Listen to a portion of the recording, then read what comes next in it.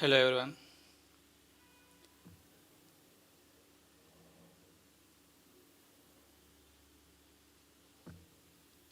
Good evening, Pawan.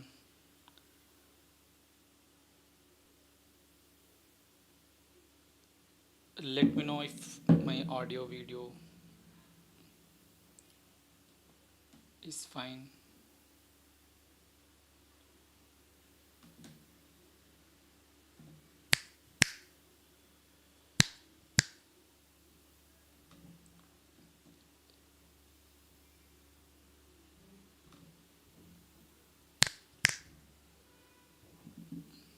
Hello guys.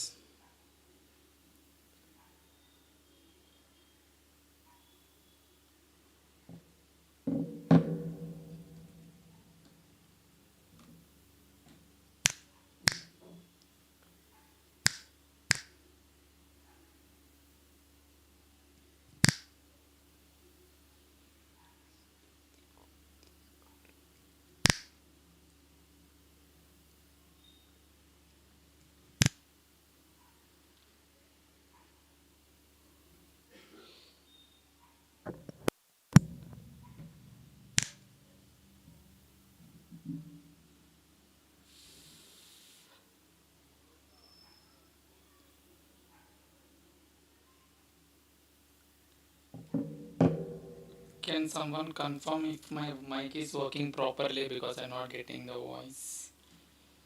Are, are you getting double voice or something like that?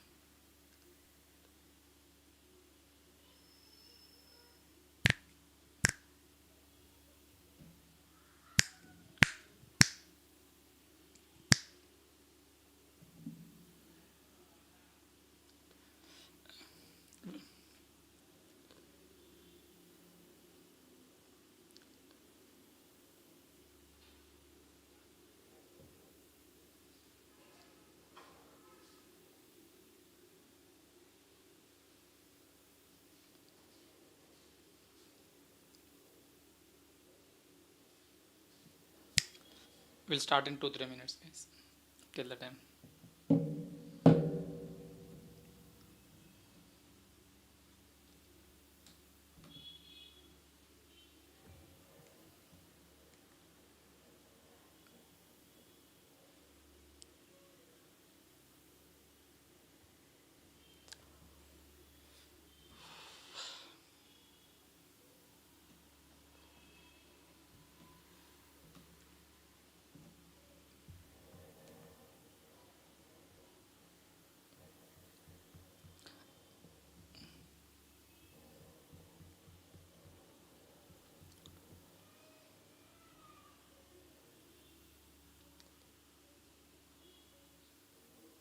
So today's our topic is IndAS 110 consolidated financial statements. Probably we will have a session about 2 hours or so. First 1 hour, what I will do is touch upon few concepts because concepts are also important to solve the questions. And then I have taken few questions from CA final book and CA final as well as CMA final. So we will solve few more questions from institute materials. So today's session will be important. One, for the from the point of view of concepts, and second, also solving the problems. Okay.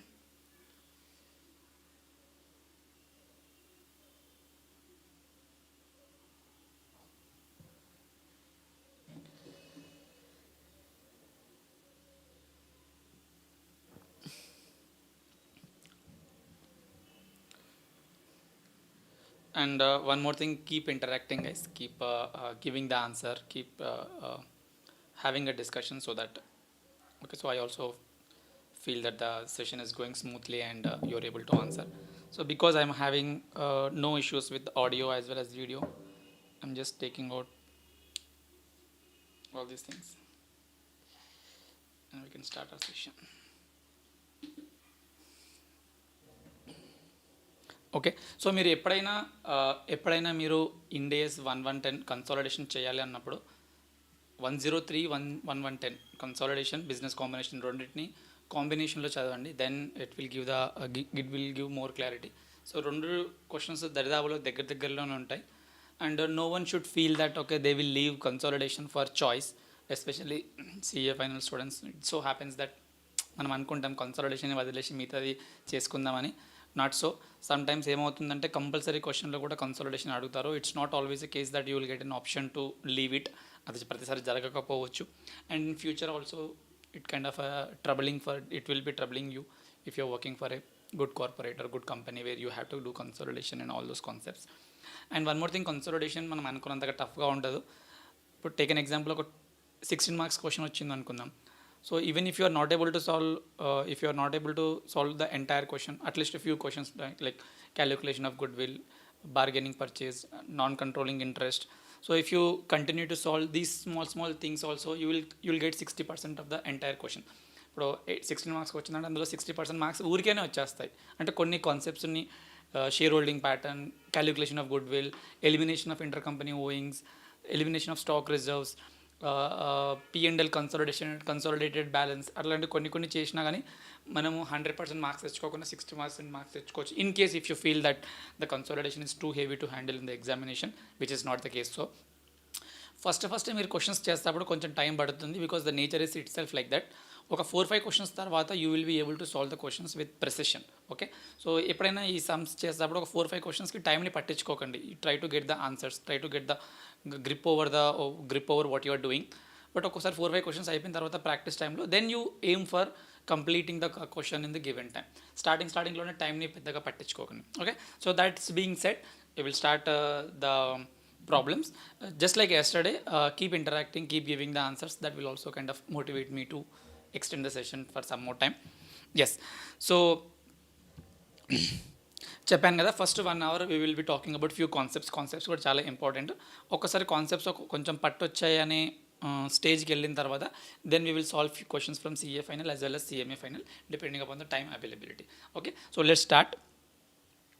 Consolidation అనేది మనం ఎప్పుడు చేస్తామనేది ఒక question వస్తుంది. Consolidation ఎప్పుడు చేస్తామంటే మనం ముందు standard ప్రకారము ఓన్లీ 51% స్టేక్ ఉంటేనే కన్సాలిడేషన్ చేస్తాము అనే కాన్సెప్ట్ ఇప్పుడు లేదు. IndASలో లేదు. IndASలో ఏంటంటే కంట్రోల్ ఉన్నంత వరకు, as long as you are having control over the other entity, you need to do the consolidation. ఇక్కడ కంట్రోల్ అంటే ఏంటి, ఎలాంటి సందర్భాల్లో కంట్రోల్ అని అంటాము అని చెప్పడానికి మనకు చాలా కాన్సెప్ట్స్ ఉన్నాయి, చాలా క్వశ్చన్స్ ఉన్నాయి. Will go one by one. IndAS 110 requires that an entity that is parent should prepare consolidated financial statements. However, there are certain exceptions and exemptions and exceptions to the given rule. Okay, so ఎప్పుడైతే parent company ఉంటుందో, ఇప్పుడు నేను ఒక company ఉన్నాను, నేను కొన్ని కంపెనీలో ఒక కంపెనీలో 70% స్టేక్ తీసుకున్నాను, ఇంకో కంపెనీలో 40% తీసుకున్నాను, ఇంకొక దానిలో జాయింట్ వెంచర్ లాగా చేస్తున్నాను. సో ఇప్పుడు నేను ఇప్పుడు ఈ గ్రూప్ కంపెనీస్కి నేను పేరెంట్ కంపెనీ. ఓకే, సో నేను ఇవన్నిటికీ కన్సాలిడేషన్ చేయాలి. కొన్ని ఎక్సెప్షన్స్ ఉన్నాయి, ఆ ఎక్సెప్షన్స్ కూడా మనం చూద్దాం. ఇది చెప్పాలంటే ఈ క్వశ్చన్ మీకు లాలో కూడా యూజ్ అవుతుంది. ఇఫ్ ఎవరైతే లాని కూడా రాస్తున్నారో ఈ క్వశ్చన్ అక్కడ కూడా వచ్చే ఛాన్సెస్ ఉంటుంది, లా అండ్ ఆడిటింగ్లో కూడా. As per paragraph 4A of IndAS 110, a parent entity that meets all of the following conditions need not present the consolidated financial statements. ఒక్కసారి చెప్తాను. పేరెంట్ కంపెనీ వాళ్ళ సబ్సిడరీ కంపెనీ బుక్స్ని లైన్ బై లైన్ బేసిస్లో, line by line అంటే వాళ్ళకు PPE ఉంది, నా PP ఉంది, రెండింటిని కలిపి ఇంకోసారి పీపీకి రాయాలి.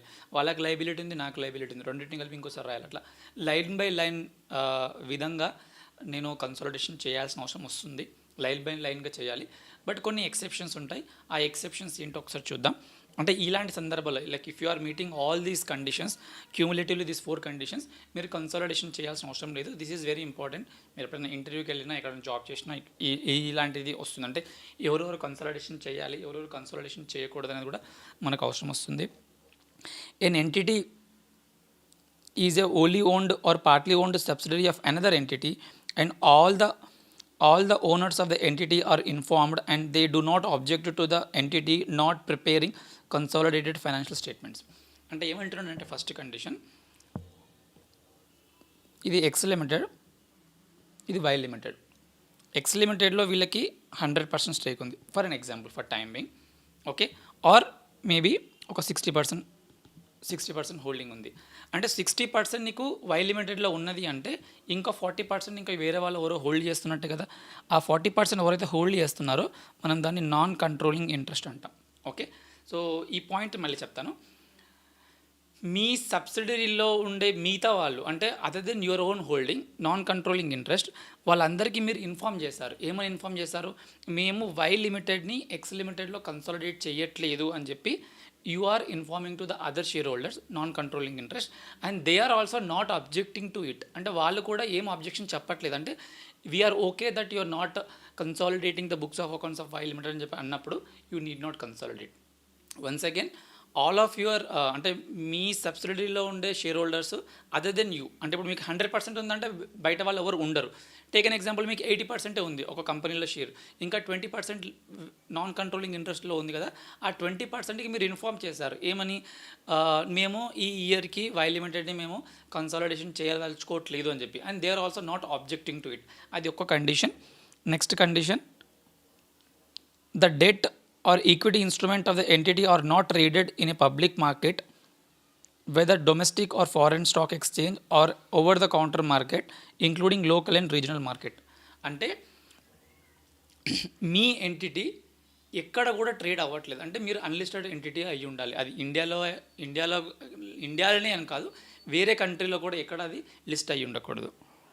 The entity has not filed nor is in the process of filing its financial statements with Securities Commission or other regulatory organization for the purpose of issuing any class of instruments in the public market. అంటే కొత్తగా మీరు IPO కానీ FPO కానీ వెళ్ళే ప్రాసెస్లో లేరు. అంటే you're not reaching out to SEBI, you're not reaching out to SEC యూఎస్లో.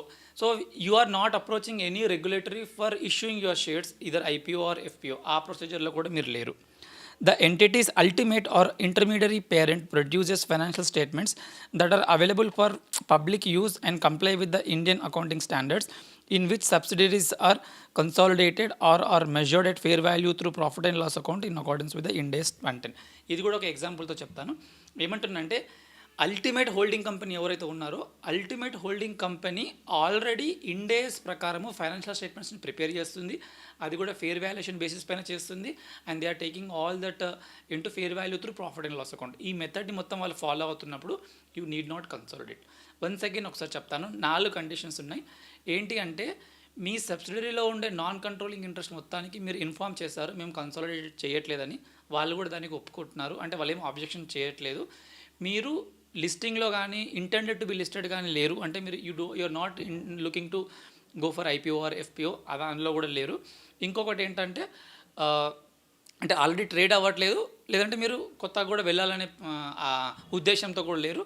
లాస్ట్ వన్ ఏంటంటే ultimate parent company are intermediate, అంటే దానికన్నా ఇంకా కింద ఏదైనా సరే, అల్టిమేట్ ఆర్ దానికన్నా మన కింద ఉన్నా సరే, అది they are preparing the books of accounts and they are also consolidating as per Ind AS. ఇవన్నీ కండిషన్స్ని క్యూములేటివ్గా సాటిస్ఫై చేస్తే మీరు కన్సాలిడేటెడ్ ఫైనాన్షియల్ స్టేట్మెంట్స్ని ప్రిపేర్ చేయాల్సిన అవసరం లేదు. సార్ ఎందుకు సార్ ఇంత థియరీ చెప్తున్నారంటే, ఎగ్జామ్లో ఈ థియరీ రాయమని మిమ్మల్ని అడగరు, ఒక క్వశ్చన్ ఇచ్చేసేసి అది కన్సాలిడేషన్ చేయాలా వద్దని అడుగుతారు. ఆ క్వశ్చన్ని మనం చూద్దాం. కొన్ని ఎగ్జాంపుల్స్ ఇక్కడ ఉన్నాయి.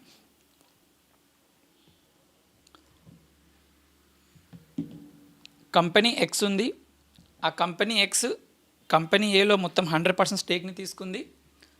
ఇప్పుడు కంపెనీ బిలో 100% ఉంది అండ్ కంపెనీ సిలో 100% ఉంది. అంటే ఒకసారి మొత్తం ఆ గ్రూప్ ఆఫ్ కంపెనీని ఒకసారి అనలైజ్ చేసుకోండి. కంపెనీ ఎక్స్, దాని కింద కంపెనీ ఏ, ఆ కంపెనీ ఏ కింద కంపెనీ బి అండ్ సి, 2 కలిసి ఉన్నాయి. ఇప్పుడు మన క్వశ్చన్ ఏంటంటే, ఈ కంపెనీ ఏ కన్సాలిడేషన్ చేయాలా వద్దా అనేది క్వశ్చన్. కొన్ని సినారియోస్ ఇస్తాడు ఏబిసి అని చెప్పేసి, ఆ సినారియోస్ ప్రకారం మనం అర్థం చేసుకుంటే మీకు ఎగ్జామ్లో ఏ క్వశ్చన్ వచ్చినా మీరు చేస్తారు. సినారియోస్ అని చదువుతాను first. Company X is a listed entity, అంటే ఇది లిస్టెడ్ ఎంటిటీ. మన కండిషన్లో ఏం చెప్పాడు, అదే లిస్టెడ్ ఎంటిటీ కాకూడదని చెప్పాడు. కంప్లీట్ వినండి. Company X is a listed entity in India and prepares consolidated financial statements as per the requirements of Ind AS. So వాళ్ళు ఇండేస్ ప్రకారం ఫైనాన్షియల్ స్టేట్మెంట్స్ని ప్రిపేర్ చేస్తున్నారు. Company A is unlisted entity, అంటే మనం ఏ entity కోసం అయితే మాట్లాడుకుంటున్నామో అది అన్లిస్టెడ్. వాళ్ళ హోల్డింగ్ కంపెనీ లిస్టెడ్, కానీ వీళ్ళు unlisted entity. And not in the process of listing any of it's instrument in the public market. వాళ్ళు ఏం కొత్తగా మళ్ళీ ఇన్స్ట్రుమెంట్స్ ఇష్యూ చేసే ఉద్దేశంలో ఎక్కడ లేరు. Company X does not object to company A not preparing consolidated financial statements. అంటే మీ parent company కూడా అంటుందన్నమాట, మీరు కన్సాలిడేషన్ ప్రిపేర్ చేయకుండా పర్లేదని చెప్పి అంటున్నారు, అంటే they are not objecting to it. whether company A is required to prepare consolidated financial statements as per the requirement of IndAS 110. Okay, so ఇందాక నేను చెప్పిన ఏంటి స్టక్ అయిపోయిందా, 1 second, yeah network issue. Okay, so నేను ఇందాక చెప్పిన వాటిని ఒక్కసారి అనలైజ్ చేయండి. ఇక్కడ ఇవన్నిటిని కన్సిడర్ చేసి ఏంటి, మీ హోల్డింగ్ కంపెనీ ఆబ్జెక్షన్ చేయట్లేదు, నువ్వు అన్లిస్టెడ్ ఎంటిటీ, వాళ్ళు ఆల్రెడీ ఇండేస్ ప్రకారము ఫైనాన్షియల్ స్టేట్మెంట్స్ని ప్రిపేర్ చేస్తున్నారు. Okay, and you are also not intending to go for public issue. So ఇప్పుడు company B and company C ఈ రెండింటిని కన్సాలిడేట్ చేయాల్సిన అవసరం కంపెనీ ఏకి ఉందా అనేది క్వశ్చన్. చూద్దాం ఎంతమంది ఆన్సర్ చేస్తారు. We will wait guys. నేను చెప్పాను కదా, like yesterday's session, please try to participate. So that will not only increase your confidence, నాకు కూడా తెలుస్తుంది as you are listening and you are also understanding. I just read the comments. Is a question clear? Company B, company C ఆ రెండు ఫైనాన్షియల్స్ని company ఏ consolidate చెయ్యాలా వద్దా అనేది ఒక question. It can be your 3 marks or 4 mark question.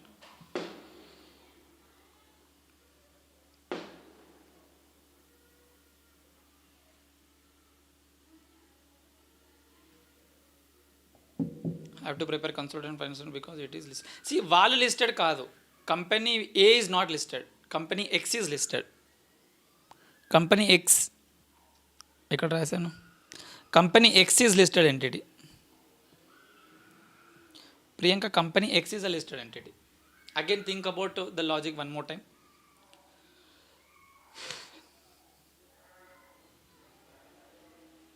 Rahul, Swapna, everybody, Pavan, whoever is participating, listening to the session, please try to participate guys. Let this session be more interactive. ఇది pen drive classes లాగా కాకుండా interactive బేసిస్లో వెళ్దాం. It is not required to prepare financial statements because ఆ చెప్పిన 4 conditions ఇక్కడ వీళ్ళు satisfy అవుతున్నారు. ఒకటి, అల్టిమేట్ పేరెంట్ కంపెనీ ఇండేస్ ప్రకారం కన్సాలిడేషన్ ప్రిపేర్ చేయాలి. ఎస్, వాళ్ళు అలాగే చేస్తున్నారు. రెండోది, నువ్వు లిస్టెడ్ ఎంటిటీ అయి ఉండకూడదు. ఎస్, వీళ్ళు లిస్టెడ్ ఎంటిటీ కాదు. అంటే మనం ఏ ఎంటిటీ కోసం మాట్లాడుతున్నామో ఆ ఎంటిటీ లిస్టెడ్ ఎంటిటీ కాదు, వాళ్ళు కూడా పబ్లిక్ ఇష్యూకి ఏం వెళ్ళట్లేదు. Third condition. ఇంకొకటి, ఎక్స్లిమిటెడ్ ఆబ్జెక్ట్ కూడా చేయట్లేదు. సో ఇవన్నీ 4 కండిషన్స్ క్యూములేటివ్గా సాటిస్ఫై అవుతుంది కాబట్టి in the first instance company consolidation చేయాల్సిన అవసరం లేదు. ఇంకొకటి, సినారియో బికి వెళ్దాం. Assume the same facts as per scenario A, except company X is a foreign entity and is listing its stock exchange in a foreign country. So X అంటే ఏంది, వాళ్ళ holding company, and is prepares financial statements as per the generally accepted accounting principles applicable to the country, to that country. అంటే ఇప్పుడు same క్వశ్చన్ని ఇంకోసారి ఆలోచిస్తున్నాడు. Scenario 2 అని చెప్పి ఇక్కడ ఏమంటున్నంటే, మన హోల్డింగ్ కంపెనీ ఇండియాలో లేదు, యూఎస్లో ఉంది, వాళ్ళు కన్సాలిడేషన్ చేస్తున్నారు, కానీ కన్సాలిడేషన్ చేస్తుంది ఇండేస్ ప్రకారం కాదు, వాళ్ళ యూఎస్ గ్యాప్ ప్రకారం వాళ్ళు అలా చేస్తున్నారు. ఇప్పుడు ఈ కేసులో చెప్పండి, ఇది కన్సాలిడేషన్ చేయాల్సిన అవసరం ఉందా లేదా? ఆ 4 కండిషన్స్ని బై హార్ట్ చేసుకోండి. అంటే ఐ మీన్ లైక్ అర్థం చేసుకోండి, బై హార్ట్ చేసుకోండి, బట్ చాలా యూజ్ అవుతుంది. Okay, it will increase your confidence. Whoever is answering, please try to answer quickly. నాకు రావడానికి ఒక 30 seconds టైం పట్టుద్ది, but this will increase your confidence guys, and that also gives me some energy to go for a longer session.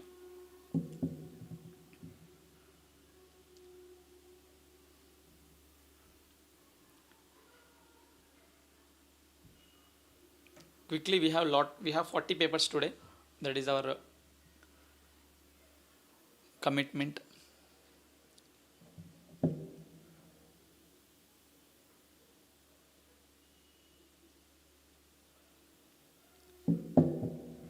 Case number 2 అంటున్నాను. Scenario 2, వాళ్ళు exemption తీసుకోవచ్చా, consolidation చేయాలి? Case number 1లో అయితే చేసుకోవచ్చు, ఎందుకంటే 4 కండిషన్స్ని క్యూములేట్గా ఫాలో అయ్యాం. కేస్ నెంబర్ 2లో they have to prepare the consolidation financial statement. ఎందుకు చేయాలి అంటే, వాళ్ళ ultimate holding company, parent company ఏదైతే ఉందో, they are also doing the consolidation, but not as per Ind AS, but as per some other law. కాబట్టి they has to prepare the consolidated financial statements. Okay, yes Sapna, your answer is right. So they have to, yes, need to prepare.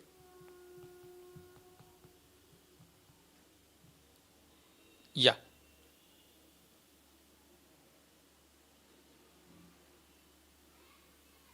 Yes.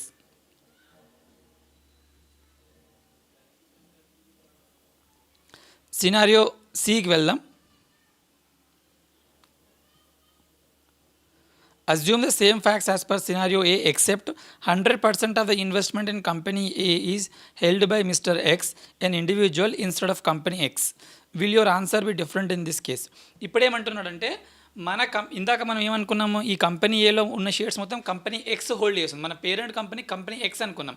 కానీ ఇప్పుడేమనుకుంటున్నాము, company X కాదు, ఒక individual, ఒక రామ్ శ్యామ్ అట్లా ఒక person hold చేస్తున్నాడు. So ఇప్పుడు ఈ కేసు ప్రకారము వాళ్ళు కన్సాలిడేటెడ్ ఫైనాన్షియల్ స్టేట్మెంట్స్ ప్రిపేర్ చేయాలా వద్దా? ఓకే, సో సినారియో సి అని పెట్టి ఆన్సర్ రాయండి, ఎందుకంటే కొంచెం లేట్ అవుతుంది కదా, మీరు ఏ క్వశ్చన్కి ఆన్సర్ చెప్తున్నా నాకు అర్థం అవ్వదు. బట్ క్విక్లీ గైస్, 2 ఆన్సర్స్ వచ్చినా నాకు పర్లేదు. Let it be 2 answers, but let the answers come in.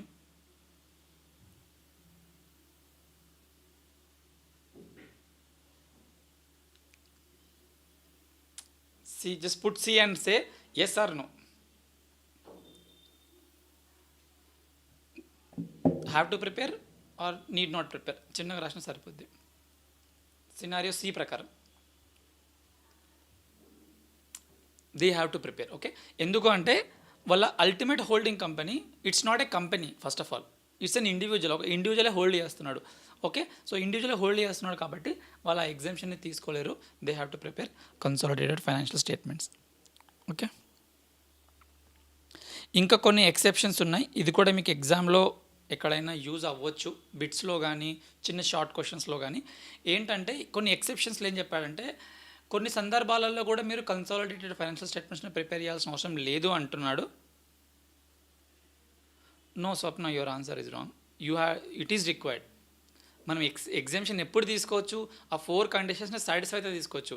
ఇప్పుడు ఇందాక కేసులో 4 కండిషన్స్ సాటిస్ఫై అవ్వట్లేదు, అది ultimate holding company, they are not preparing as per IndAS, కాబట్టి they have to prepare consolidated financial statements. Yes, ఈ క్వశ్చన్ ఏంటంటే, ఈ సందర్భాలలో కన్సాలిడేషన్ చేయాల్సిన అవసరం లేదు.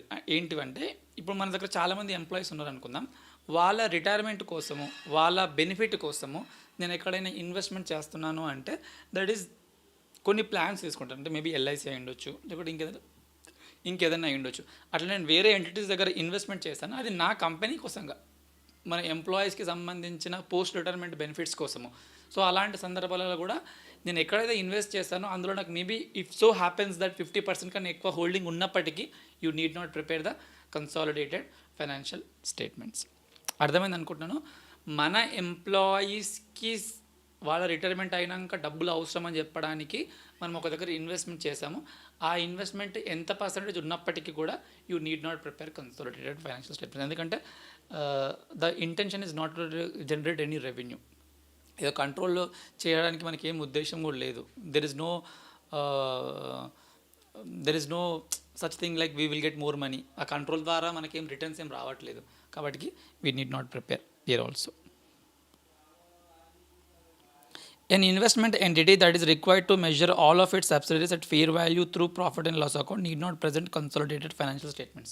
ఈ క్వశ్చన్ కూడా ఏంటంటే, ఒక ఇన్వెస్ట్మెంట్ ఎంటిటీస్ వాళ్ళ ఇన్వెస్ట్మెంట్, వాళ్ళ బిజినెస్ ఇన్వెస్ట్మెంట్లో ఉన్నారు, వాళ్ళు ప్రతిసారి ఇన్వెస్ట్మెంట్ చేస్తూనే ఉంటారు, ఎవ్రీ ఇయర్ వాళ్ళు ఫేర్ వాల్యుయేషన్ చేస్తూనే ఉంటారు, కాబట్టి వీళ్ళు కూడా కన్సాలిడేషన్ చేయాల్సిన అవసరం లేదు. ఒక మ్యూచువల్ ఫండ్ ఉంది, ఓకే, సో అలాంటి ఫండ్స్, ఫైనాన్షియల్ ఇన్స్టిట్యూషన్స్ ఉన్నాయి.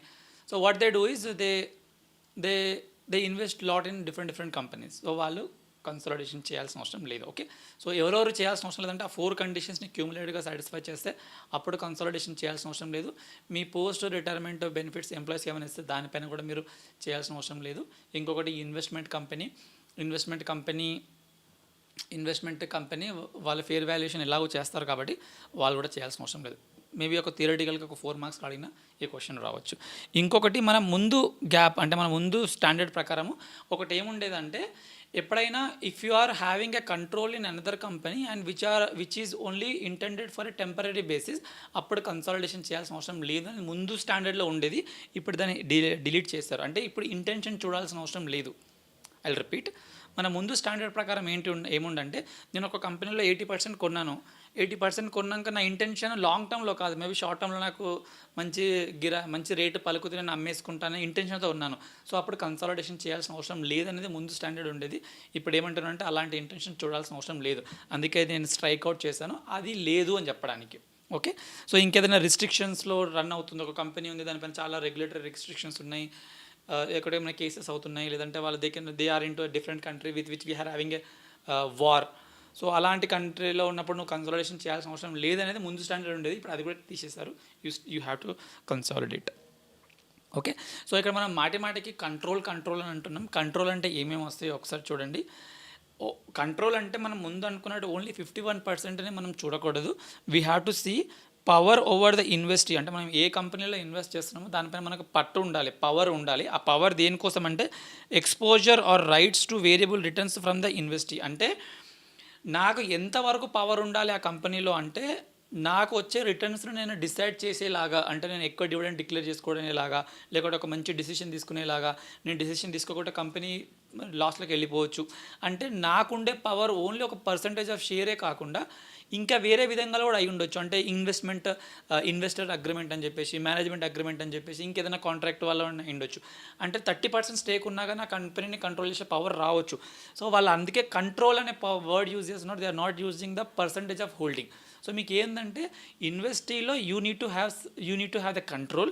ఆ కంట్రోల్ కూడా ఎలా ఉండాలంటే ఆ వేరియబుల్ రిటర్న్కి నేను ఎక్స్పోజ్ చేయాలంటే వాళ్ళు ఎక్కువ రిటర్న్స్ చేస్తే నీకు ఎక్కువ రిటర్న్ వచ్చేటట్టు, తక్కువ రిటర్న్స్ డిక్లేర్ చేస్తే నీకు తక్కువ రిటర్న్ వచ్చేటట్టుగా అలా ఉండాలి.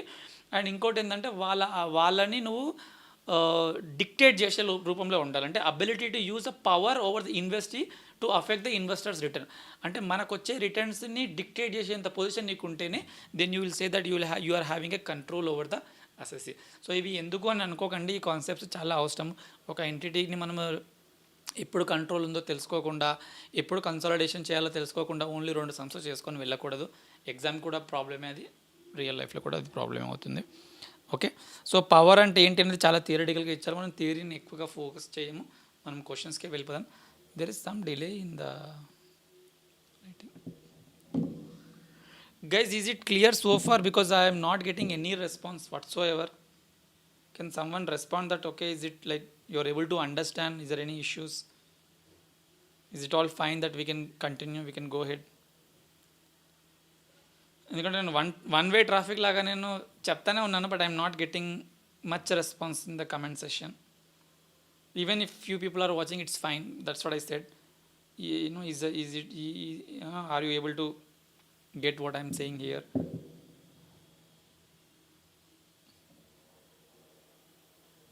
Okay, so next we'll solve one more question here. These are all institute questions, guys. Okay, don't underestimate any question. Any question can be your 4-mark question. Okay, later you will regret that I should have prepared that question, I should have attempted that question.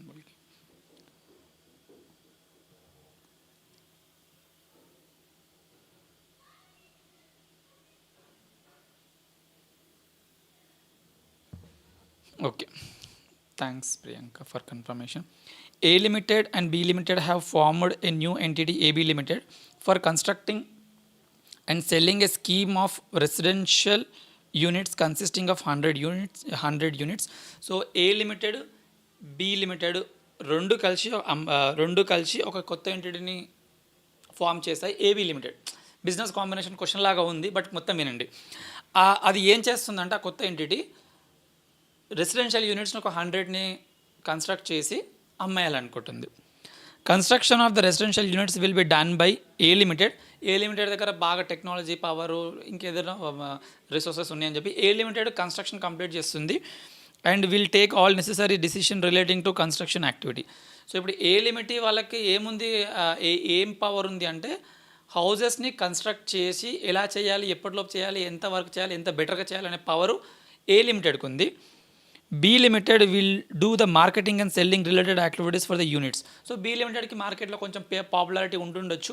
So B limited ఏమంటుందంటే A limited మీరు construction చేసిన ఇల్లులని నేను అన్నీ అమ్మి పెడతాను అని చెప్పి be limited ముందుకు వచ్చింది. Okay, and it will take all the necessary decisions relating to marketing and selling based on the above who has a power over AB limited. So so నిన్నటి టాపిక్ని ఇవాళ టాపిక్ని జోడించి ఆలోచించండి. You will understand. A limited ఒక separate entity, be limited ఒక separate entity. ఈ రెండు ఎంటిటీస్ ఏబీ లిమిటెడ్గా ఫామ్ అయ్యాయి. ఈ ఫామ్ అయిపోయి వాళ్ళు బిల్డింగ్ కన్స్ట్రక్షన్ చేస్తున్నారు, అంటే రెసిడెన్షియల్ కాంప్లెక్స్లో కన్స్ట్రక్షన్ చేస్తున్నారు. ఆ కన్స్ట్రక్షన్లో ఏ లిమిటెడ్ వచ్చి ఏం చేస్తుంది అంటే కన్స్ట్రక్షన్ రిలేటెడ్ యాక్టివిటీస్ మొత్తం వాళ్ళు చేసుకుంటుంది. బి లిమిటెడ్ ఏం చేస్తుంది అంటే సెల్లింగ్ సంబంధించి చేస్తుంది. అయితే ఇప్పుడు ఎవరు కన్సాలిడేట్ చేయాలి? ఇప్పుడు ఏబీ లిమిటెడ్లో ఉన్న బిజినెస్ని లైన్ బై లైన్ మనం కన్సాలిడేట్ చేయాలని అంటున్నాం కదా. ఏ లిమిటెడ్ చేయాలా, బి లిమిటెడ్ చేయాలంటే మనం ముందు స్టాండర్డ్ ప్రకారం ఏమనుకుంటుండే, ఎవరికి ఎక్కువ రైట్స్ ఉంటే వాళ్ళు చేయాలనుకుంటాం. కానీ ఇప్పుడు ఈ స్టాండర్డ్ అలా చెప్పట్లేదు. ఎవరికి ఎక్కువ పవర్ ఉంటే, ఎవరికి ఎక్కువ కంట్రోలింగ్ ఉంటే వాళ్ళు మాత్రం కన్సాలిడేట్ చేయాలని చెప్తుంది. Okay, so I will leave it to you guys. ఇప్పుడు ఈ రెండిట్లలో ఎవరికి ఎక్కువ కంట్రోల్ ఉన్నట్టు, కంట్రోల్ ఇప్పుడు ఎవరికి ఉన్నట్టు? I will wait for 30 seconds for every question. People who have attended yesterday's session and today's session so far will be able to answer this question. Who has more control?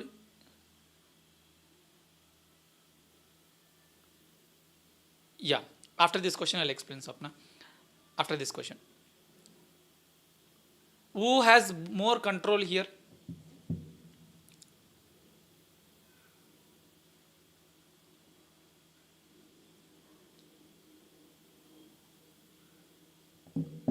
A limited, Priyanka. Okay, so whatever your answer is, it's not that it's right or wrong, but you have to justify what is the reason that you are saying it's A limited. Then only you will get marks in examination. Whatever you feel, you need to have a background of it, or you need to have some no, concept relating to it. You cannot simply say yes or no. Here I understand because it's a typing issue. You might not be typing so fast, but in small words, what is the justification that you are saying that A limited is having the control here? Why can't you say that the B limited is having the control? Okay, so A limited and B limited, both answers are right, but you need to justify. Okay, so you need to justify like this. If the construction of the building is important for that business, I mean like they are constructing luxurious apartments or low cost apartments, or in a shorter span of time, so adi ekko important anukunte, you can say A limited is having the control. A limited is having the control, then that's fine, you can say that. But there are certain occasions where construction is easy, but selling that constructed house to the customer, because now chala construction companies వచ్చేసాయి, రేట్లు పడిపోతున్నాయి లేకపోతే పెరుగుతున్నాయి. So sometimes selling is difficult, sometimes production is difficult. ఇప్పుడు example చెప్తాను, ఒక laptop ఉంది. ఒక్కొక్కసారి ఇప్పుడు ఎగ్జాంపుల్ ఒక యాపిల్ ల్యాప్టాప్ ఉంది. ఎగ్జాక్ట్లీ యాపిల్ ల్యాప్టాప్ లాంటి ఇంకో ల్యాప్టాప్ చేయాలంటే కొంచెం అది డిఫికల్ట్, అది ఎందుకంటే వాళ్ళ సొఫిస్టికేటెడ్ టెక్నాలజీ ఉంటుంది. So if in that situation you can say that construction is difficult and A limited is undertaking the responsibility of the construction, then A limited you can say is having the control. But if you can justify that in this situation, selling the residential houses are difficult, ఎందుకంటే market కొంచెం స్లమ్లో ఉంది, కొంచెం డౌన్లో ఉంది. అలాంటి టైంలో ఒక మంచి ఒక ఏమంటారు వెల్ ప్లాన్డ్ అడ్వర్టైజ్మెంట్ చేస్తా కానీ మన కన్స్ట్రక్షన్ హౌసెస్ సేల్ అవ్వవు అని అనిపించినప్పుడు, then you can say B limited is having the control. Okay,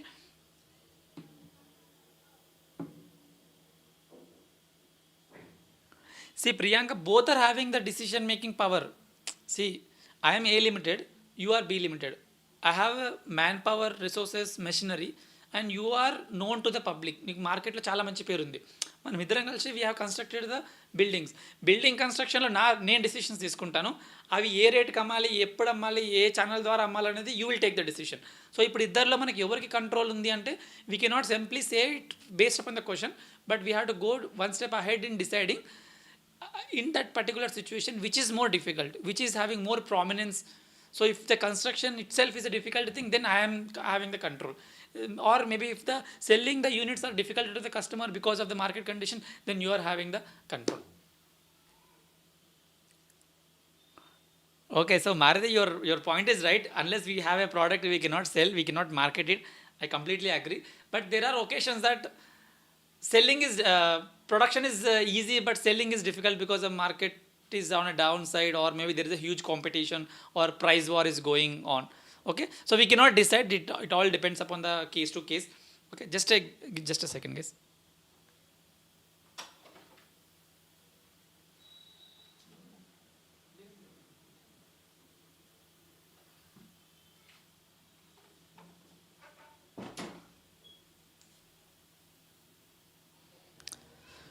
Okay, then we'll go to the next question.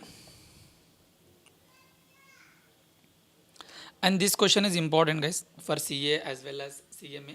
Maybe less important for CMA, but more important for CA, I would say. So there is something called substantive rights and there is something called protective rights. అంటే ఇప్పుడు మనకు ఒక కంపెనీలో power ఉందో తెలియదో చెప్పాలి అంటే మనకు ఆ రైట్ ఉండాలన్నాం కదా. ఆ రైట్ అనేది ఒక్కొక్కసారి ఎలా ఉంటుందంటే, సబ్స్టాంటివ్ రైట్ అంటే I can go and vote for it, and if I exercise my right there is a possibility that I can decide the return from that company. అలాంటి కొంచెం ఇంపార్టెంట్ పవర్స్ నాకు ఉన్నాయంటే that is called substantive rights. Protective rights అంటే ఏంటి, ఒక example చెప్తాను. ఒక్కోసారి bank మనకు లోన్ ఇస్తుంది. ఎగ్జాంపుల్ ఒక 100 crores లోన్ ఇచ్చింది అనుకుందాం. We're taking some decision in the general meeting. వాళ్ళ కండిషన్లో ఏం పెడతారంటే బ్యాంక్, మీరు సర్టన్ పర్సంటేజ్ దాటి మీరు ఇంక కొత్త లోన్కి వెళ్ళాలి అంటే మా అప్రూవల్ తీసుకోవాలని అంటుంది. So that is just protecting their liability. అంటే వాళ్ళు ఇచ్చిన అప్పుని కాపాడుకోవడానికి ఆ రైట్ ఉంది. But they cannot come in our company and pass a resolution for higher dividend or something like that, or buy back or right share. అంటే కంపెనీలో rights కూడా ఎలా ఉంటాయంటే, కొన్ని సబ్స్టాంటివ్ రైట్స్ ఉంటాయి, కొన్ని ప్రొటెక్టివ్ రైట్స్ ఉంటాయి. ఇప్పుడు ఎలా అంటే, మనము we have some employees, we have operations in multiple locations. When we're taking a decision only shareholders will be consulted. Only shareholders వచ్చేసి మనకు డెసిషన్లో ఉంటారు. But if we're taking any decision which are directly impacting our creditors, directly impacting our labor or manpower, we need to call them also, we need to take their approval also in certain occasions. అట్లా ఏమైనా agreement మనకు ఉంది అంటే then that you can call it as a substantive right, కాదు protective right. See that right is only to protect their interest, but that right they cannot exercise to get more profit from our company. ఎగ్జాంపుల్స్తో చెప్తాను, you will understand more clearly. And this is important, guys. Okay, so don't ignore any question. Following is the voting power holding pattern of B Limited. 10% voting power held by A Limited. ఇప్పుడు B Limited అనే ఒక company ఉంది. ఆ కంపెనీలో 10% నా దగ్గర ఉంది. If I'm A Limited, I'm having 10% equity in B Limited. 90% voting power held by 9 other investors, each holding 10%. అంటే నాకు 10% ఉన్నట్టుగా ఇంకొక 9 మెంబర్స్కి 10% ఉన్నాయి. అంటే వాళ్ళు మొత్తం కలిపి 90%, నేను ఒక్కనే 10%. All the investors have entered into a management agreement whereby they have granted the decision making power relating to the relevant activities of B Limited to A Limited. So ఇప్పుడు ఏంటంటే, నేను కొంచెం మార్కెట్లో నాకు ఎక్స్పీరియన్స్ ఉంది, కొన్ని కంపెనీస్లో నేను వర్క్ చేస్తాను, లేకపోతే ఇంతకుముందు కొన్ని బిజినెస్ నేను సొంతంగా చేశాను. సో నాకున్న ఐడియా ప్రకారం, అండర్స్టాండింగ్ ప్రకారము మేమందరం కలిసి ఒక మేనేజ్మెంట్ అగ్రిమెంట్ లెటర్కి ఎంటర్ అయ్యాం. ఆ మేనేజ్మెంట్ లెటర్ ఏం చెప్తుంది అంటే, ఈ కంపెనీకి సంబంధించిన ప్రతి డిసిషన్ నేనే తీసుకుంటాను. నేను ఎవరు, A Limited. ఓకే, మిగతా 90% వాళ్ళు ఉన్నారు కదా, వాళ్ళు సైలెంట్గానే ఉంటారు. ఓన్లీ నేనే డెసిషన్ తీసుకుంటాను for a period of 5 years. అంటే నెక్స్ట్ 5 years వరకు నేనే డెసిషన్ తీసుకుంటాను. After 2 years of the agreement, the investors holding 90% of the voting power have some disputes with A Limited and they want to take back the decision making rights from A Limited. అంటే 2 సంవత్సరాల తర్వాత వాళ్ళు అనుకున్నారు, సంపత్ నువ్వేం decision తీసుకుంటున్నావు, నాకేం నచ్చట్లేదు, మేమే తీసుకుంటాం, లేకపోతే మనం అందరం కలిసి తీసుకుంటాం, నీకు ఏవైతే రైట్స్ ఉన్నాయో మేమన్నీ వెనుకకి తీసుకోవాలని చెప్పి వాళ్ళందరూ డిసైడ్ అయ్యారు. This can be done by passing a resolution with a majority of the investors voting in favor of the removal of the rights from A Limited. So ఇలాంటి డిసిషన్ తీసుకోవాలి అంటే జనరల్ మీటింగ్లో ఒక రెజల్యూషన్ పాస్ చేయాలి. ఏమని pass చేయాలి, సంపత్కి ఇచ్చిన రైట్ని మనము రివోక్ చేసుకుందాం అని చెప్పి. వాళ్ళు 90% ఉన్నారు కదా, అంటే వాళ్ళకి పాసిబిలిటీ ఉంది కదా నా దగ్గర నుంచి ఆ మేనేజ్మెంట్ రైట్ని ఇన్వోక్ చేసుకునేది. Okay, however, as per the termination clause of the management agreement, B Limited will have to pay a huge penalty to A Limited for terminating the agreement before its stated term. నేను ఏం చెప్పాను, 5 years వరకు నా దగ్గర right ఉండాలని చెప్పాను. 5 years లోపు నా దగ్గర ఉన్న రైట్ని ఎవరైనా తీసుకోవాలి అంటే నాకు ఒక 5 million రూపీస్ నాకు ఇవ్వాలి, లేకపోతే 50 లక్షలు, లేకపోతే 10 లక్షలు అట్లా ఇవ్వాలి. అంటే హ్యూజ్ అమౌంట్ నాకు ఇవ్వాలి అని చెప్పి నేను ఒక టర్మినేషన్ క్లాజ్లో పెట్టుకున్నాను. అంటే నన్ను నేను సేఫ్ గార్డ్ చేసుకోవడానికి. whether the rights held by the investors holding 90% voting power are substantive. ఇప్పుడు నేను దీన్ని ఒక చిన్న పిక్టోరియల్గా చెప్తాను, please try to participate guys whoever is watching. ఇది B Limited అనుకుందాం. B Limitedలో 10% A Limited అంటే నా దగ్గర ఉంది, మిగతా 90% మొత్తం అదర్స్ అంటే ఇంకొక 9 members దగ్గర ఉంది. యాజ్ పర్ ద అగ్రిమెంటు ఆ కంపెనీని మేనేజ్ చేసే పవర్ నా దగ్గరే ఉంది. కానీ వీళ్ళు ఏమనుకుంటున్నారంటే ఒక 2 years తర్వాత సంపత్కి ఇచ్చి వేస్ట్, మనం అందరం కలిసి చేసుకుందాం అంటే జనరల్గానే డిసిషన్ తీసుకుందాం, అట్లా ఒక్కరికి ఇవ్వడం నాకు నచ్చట్లేదు అని చెప్పి ఎవరు అన్నారు. అలాంటి రిజల్యూషన్ పాస్ చేయాలంటే నువ్వు జనరల్ మీటింగ్లో నువ్వు ఆర్డినరీ రిజల్యూషన్ పాస్ చేయాలి ఆర్ స్పెషల్ రిజల్యూషన్ పాస్ చేయాలి. ఈదర్ వే వాళ్ళకి 90% ఉంది కాబట్టి ప్రాబ్లం లేదు. కానీ టర్మినేషన్ క్లాజ్లో ఏమున్నది అంటే, టర్మినేషన్ క్లాజ్లో ఒక్కసారి ఎంటర్ అయిన ఈ అగ్రిమెంటు సెంటర్లో మీరు టర్మినేట్ చేయాలంటే సంపత్కి ₹1 కోటి ఇవ్వాలని చెప్పి ఒక టర్మినేషన్ క్లాజ్లో ఉంది. సో ఇప్పుడు క్వశ్చన్ ఏంటంటే, ఈ 90% స్టేక్ ఏదైతే ఉందో, ఈ 90% స్టేక్ ఆ 9 members దగ్గర ఉన్నది, ఇది సబ్స్టాంటివ్ రైటా ఆర్ ప్రొటెక్టివ్ రైటా? I repeat my question. నా కోసం మాట్లాడట్లేదు, ఆ మిగతా 90% 9 members 90% హోల్డ్ చేస్తున్నారు కదా, వాళ్ళ కోసం క్వశ్చన్ ఉంది. క్వశ్చన్ ఏంటి, మీ 9 మంది కలిసి 90% హోల్డ్ చేస్తున్నారు కదా, అంటే ఇప్పుడు 90% తోటి మీరు ఏదైనా డెసిషన్ తీసుకోవచ్చు కదా. సో ఇప్పుడు మీకున్న రైట్ సబ్స్టాంటివ్ రైటా ప్రొటెక్టివ్ రైట్ అనేది question. Okay, I will wait for 30 seconds guys. If anybody is having an answer let me know. మనం ఇందాక మాట్లాడుకున్నది చేయండి, అంటే వాళ్ళకున్నది సబ్స్టాంటివ్ రైటా ప్రొటెక్టివ్ రైట్, అంటే వాళ్ళని ప్రొటెక్ట్ చేసుకునేటట్టుగా ఉన్న రైటా, లేదంటే వాళ్ళు వచ్చి ఏదైనా డెసిషన్ తీసుకునేటువంటి రైటా. That is the difference between substantive right as well as protective right. I will wait for 30 seconds. Whatever your answer, let me know if it is wrong or it's fine.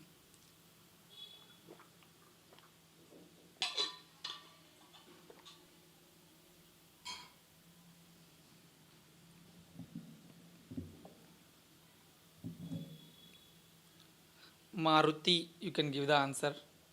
Priyanka, Swapna.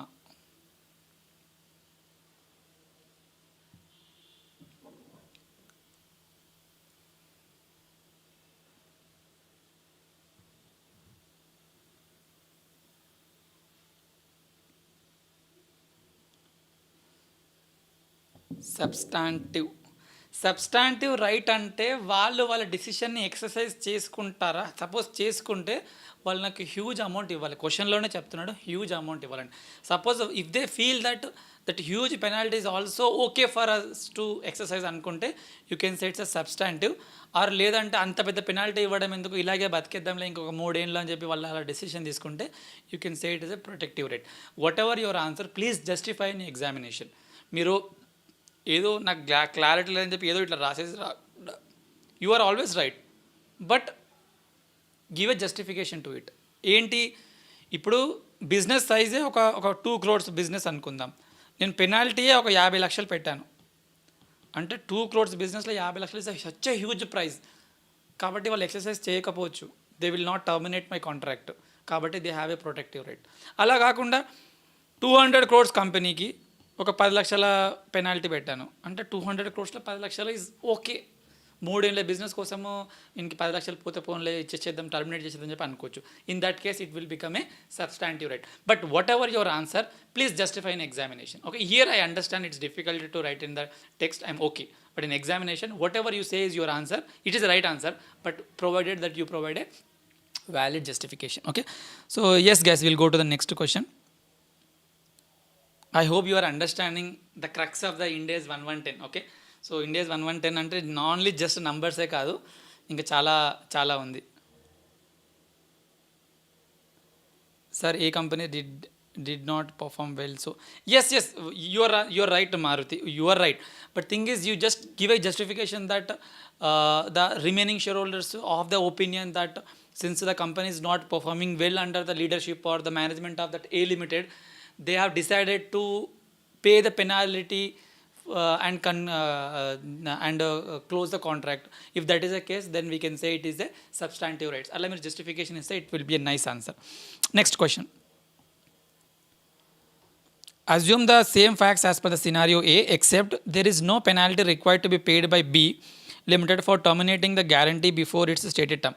Same question మళ్ళీ ఇంకోసారి అనుకోండి, కాకపోతే ఇక్కడ ఏమీ penalty లేదు. However, instead of all other investors, there are only 4 investors holding total 40% power that have disputes with A Limited and want to take back the decision making from the A Limited. Okay, so దీని question ఇంకొకసారి మళ్ళీ ఒక చిన్న బొమ్మలాగా చెప్తాను. ఈ 10% మన దగ్గర ఉంది, ఏ లిమిటెడ్ ఒక 40% వీళ్ళకి ఇష్యూస్ ఉన్నాయి మనతోటి, అంటే మన మేనేజ్మెంట్ వాళ్ళకి నచ్చట్లేదు. ఇంకొక 50% సైలెంట్, వాళ్ళకి అసలు పట్టించుకోవట్లేదు. ఇప్పుడు క్వశ్చన్ ఏంటంటే ఈ 40% ఎవరికైతే ఇష్యూస్ ఉన్నాయో వాళ్ళు దాన్ని సబ్స్టాంటేటివ్ అనాలా, ప్రొటెక్టివ్ అనాలా? సబ్స్టాంటివా, ప్రొటెక్టివా? ఓన్లీ 4 మెంబర్స్ 40% హోల్డ్ చేస్తున్నారు. వాళ్ళు పెనాల్టీ పే చేసినా పర్లేదు అని అనుకోవడానికి they don't have a enough strength to exercise that right. అంటే వాళ్ళు రిజల్యూషన్ పాస్ కూడా చేయలేరు, 40% ఉన్నారు కాబట్టి. Okay, so Maruti, what is your answer for this question? ఇది సినారియో బి అనుకోండి. See, I feel happy if someone is responding in the comment section. Okay, that increases my energy also, guys.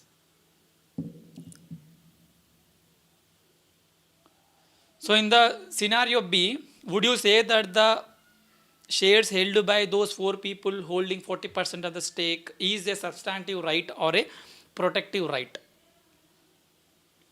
Substantive అని ఎలా చెప్పగలుగుతున్నారు Priyanka? How do you say that it is a substantive? Because there are only 4 members and 4 members are not happy with my management, but they cannot do anything, they cannot pass a resolution on their own also.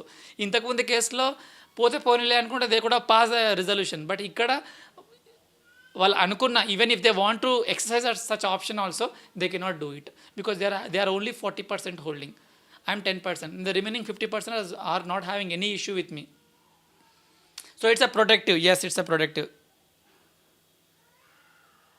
No, Priyanka. For this question, it is a protective.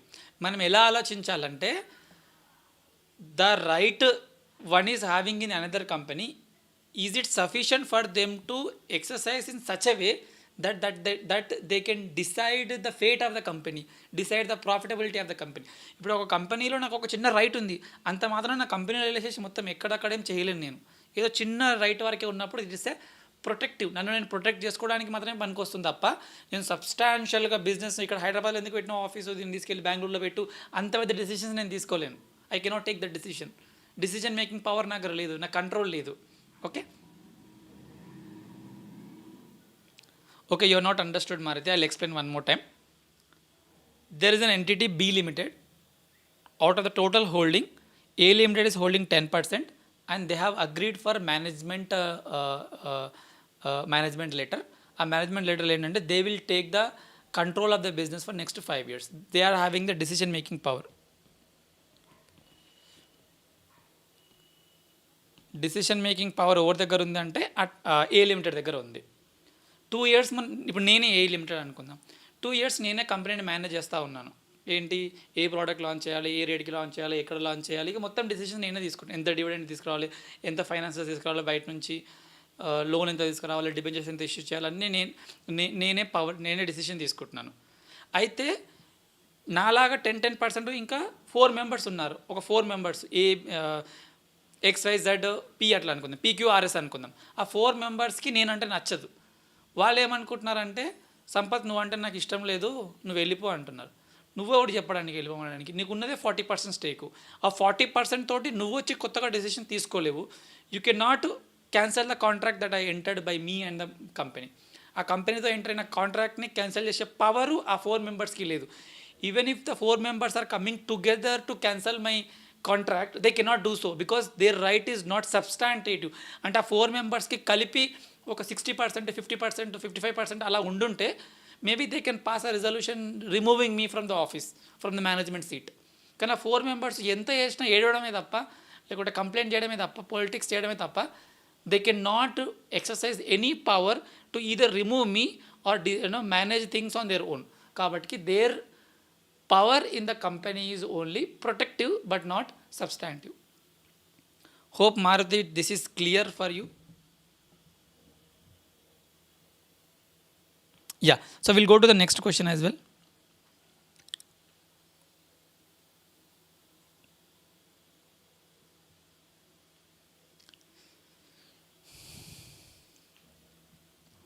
An investor is holding 30% of the voting power in ABC Limited. The investor has been granted an option to purchase 30% or more voting power from the other investors. However, exercise price of the option is too high compared to the current market price of ABC Limited because of ABC Limited is incurring losses since last 2 years and is expected to continue to incur losses in future period as well. Whether the rights held by the investor to exercise the purchase option is substantive. Question ఒకసారి simple మన language మన ఒక చిన్న diagram టైప్లో చెప్తాను. ఇక్కడ ఒక company ఉంది, నేను సంపత్ నాది ఎగ్జాంపుల్ తీసుకుంటా. నాకు ఇందులో 30% ఆల్రెడీ హోల్డింగ్ ఉంది. I already have 30% holding.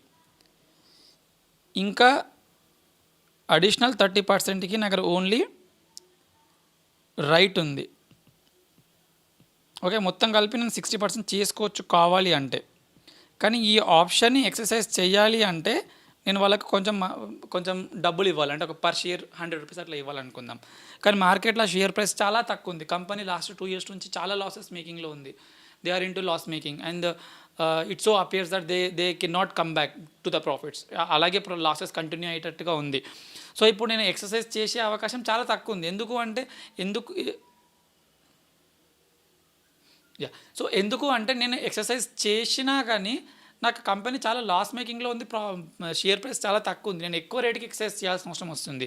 So ఇప్పుడు మీరు క్వశ్చన్ ఆన్సర్ ఏం చెప్పాలంటే, ఈ 30% ఏదైతే నాకు ఆప్షన్ ఉందో నేను దాన్ని ఎక్సర్సైజ్ చేస్తానా, చేసే పొటెన్షియల్ నాకు ఉంది, చేయగలిగే కెపాసిటీ నాకు ఉంది, కానీ చేస్తానా?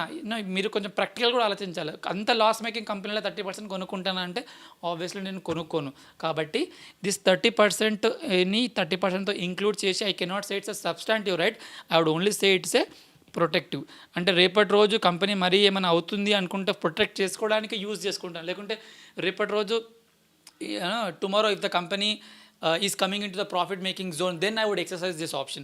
At this point of time right now I will not exercise this option because the company is loss making and the price in the market is much lower than what they are stating in the agreement.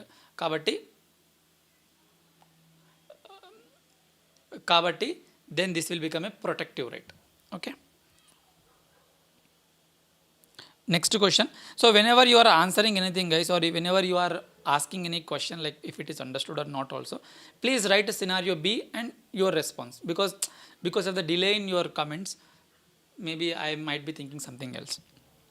Assume the same facts as per scenario A, except the option price is in line with the current market price of ABC Limited and ABC Limited is making profits. However, the option can be exercised in next 1 month only and the investor is not in a position to arrange for the required amount in 1 month time to exercise the option. ఇక్కడ ఏమంటారంటే second సినారియోలో 30% already hold చేస్తున్నావు, కావాలంటే ఇంకొక 30% నువ్వు తెచ్చుకోవచ్చు. అంటే ఆ rate కూడా మార్కెట్కి ఇన్లైన్లోనే ఉంది, that is inline with the market rate. అంటే మార్కెట్లో 100 రూపాయలు పలుకుతుందంటే ఇది కూడా 100కి 102, 101, ఇలా కూడా 99, ఇట్స్ ఫైన్, దగ్గర దరిదావుల్లో ఉంది. కానీ వాళ్ళ కండిషన్ ఏం పెట్టారంటే, సంపత్ నువ్వు తీసుకోవాలంటే నెక్స్ట్ 30 days లోపే తీసుకోవాలి. కానీ 30 days లోపు నా డబ్బులు అరేంజ్ అయ్యేటట్టుగా లేవు. So I'm not in a position to exercise the right even if it is favourable for me to exercise. ఫేవరబుల్గా ఉన్నప్పటికీ నేను మనీని అరేంజ్ చేసుకోలేకపోతున్నాను. కాబట్టి in this case also it will become a substantive right.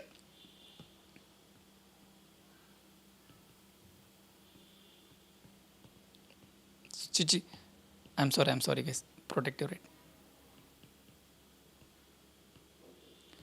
I'll explain once again, maybe you might get confused.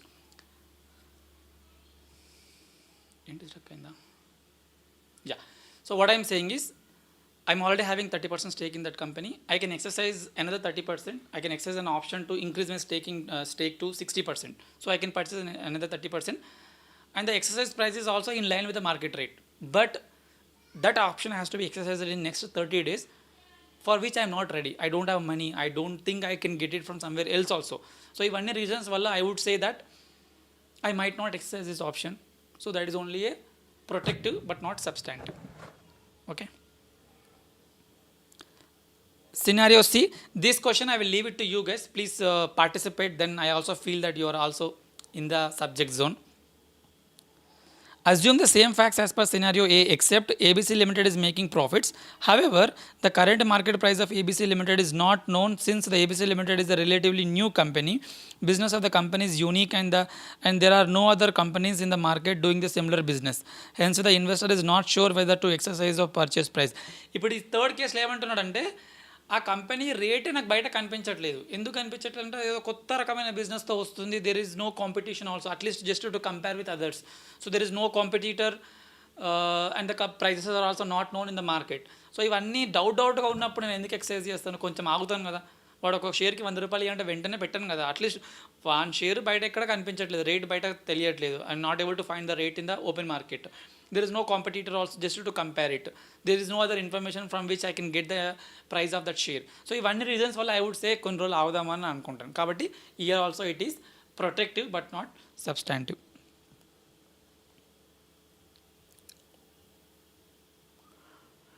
Guys, any questions so far from these 3 scenarios?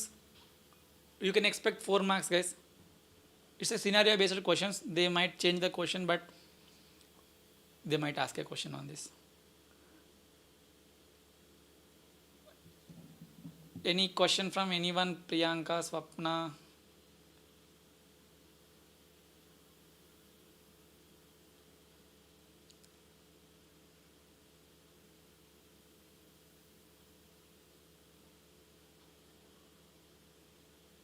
Any questions? Yes or no? Clear? Swapna? Anyone else? Anything that you want me to discuss in this aspect? I told you this session will go for 2 hours. Okay, so you expect that lot of energy will be required.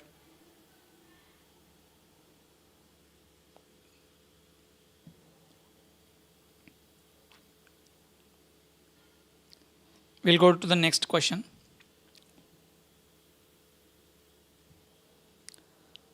A venture capital fund is managed by an asset manager who has a right to take the investment and divestments decisions relating to the fund corpus. The asset manager is also holding the same stake in the fund. The other investors of the fund have the right to remove the asset manager. Okay, so question ila undi. Try to answer this question. However, in the present scenario, there is absence of other managers who are willing or able to provide specialized services that the current asset manager is providing and purchase a stake that the current asset manager is holding in the fund, whether the removal rights available with the other investors are substantive. Example చెప్తాను. ఒక fund ఉంది. ఆ ఫండ్లో నేను ఒక 5% stake పెట్టేసేసి నాకున్న expertise వల్ల నేనే ఆ ఫండ్ని మేనేజ్ చేస్తున్నాను. పర్చేజ్ చేయడం కానీ సేల్ చేయడం కానీ ఇవన్నీ నేనే చేస్తున్నాను. కాకపోతే ఇప్పుడు నాకు ఒక 5% ఉందంటే ఇంకా రిమైనింగ్ 95% వేరే వాళ్ళ దగ్గర ఉంది.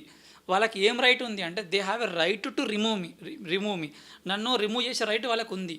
కాకపోతే ప్రస్తుతానికి ఉన్న పరిస్థితులలో నేను మేనేజ్ చేసినంతగా వేరే వాళ్ళు మేనేజ్ చేయకపోవచ్చు. అంటే ఇంక ఎవరు రెడీగా లేరు ఆ టైంకి. ఇప్పుడు నా 5% స్టేక్ని కొనుక్కోవడానికి కూడా ఎవరు రెడీగా లేడు. అంటే మేబీ సిచ్యువేషన్ అలా ఉంది, మార్కెట్ సిచ్యువేషన్. అట్లాగే నా స్కిల్, నా ఎక్స్పర్టైజు ఇన్ ద ఇన్వెస్ట్మెంట్ అది కూడా ఇప్పుడు వెంటనే నా షూస్ని ఫిల్ చేయడానికి కూడా ఇంక కొత్తగా ఎవరు లేరు. సో ఇలాంటి సందర్భాలలో ఆ 95% స్టేక్ హోల్డర్స్ దగ్గర ఉన్న రైట్ని మీరు సబ్స్టాంటివ్ రైట్ అంటారా, ప్రొటెక్టివ్ రైట్ అంటారా? Okay, just write 7 and your answer.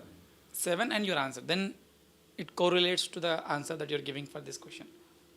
Yes or no, or protective right or substantive right. Ante 7 చేసి రాసి ఆన్సర్ రాయండి.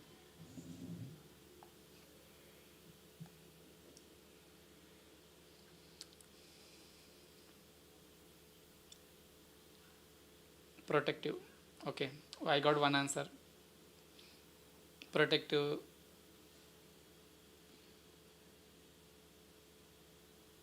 Mahodviti. Protective. Okay, only 2 people. Yes guys. Okay, so that is a protective because even though they have a right to remove me, but as per the market situation, as per the present condition, they might not exercise that option. నన్ను తీసేస్తే అది ఎటు కాకుండా అయిపోతుంది. కాబట్టి ప్రస్తుతానికి అయితే నన్ను రిమూవ్ చెయ్యరు. Okay,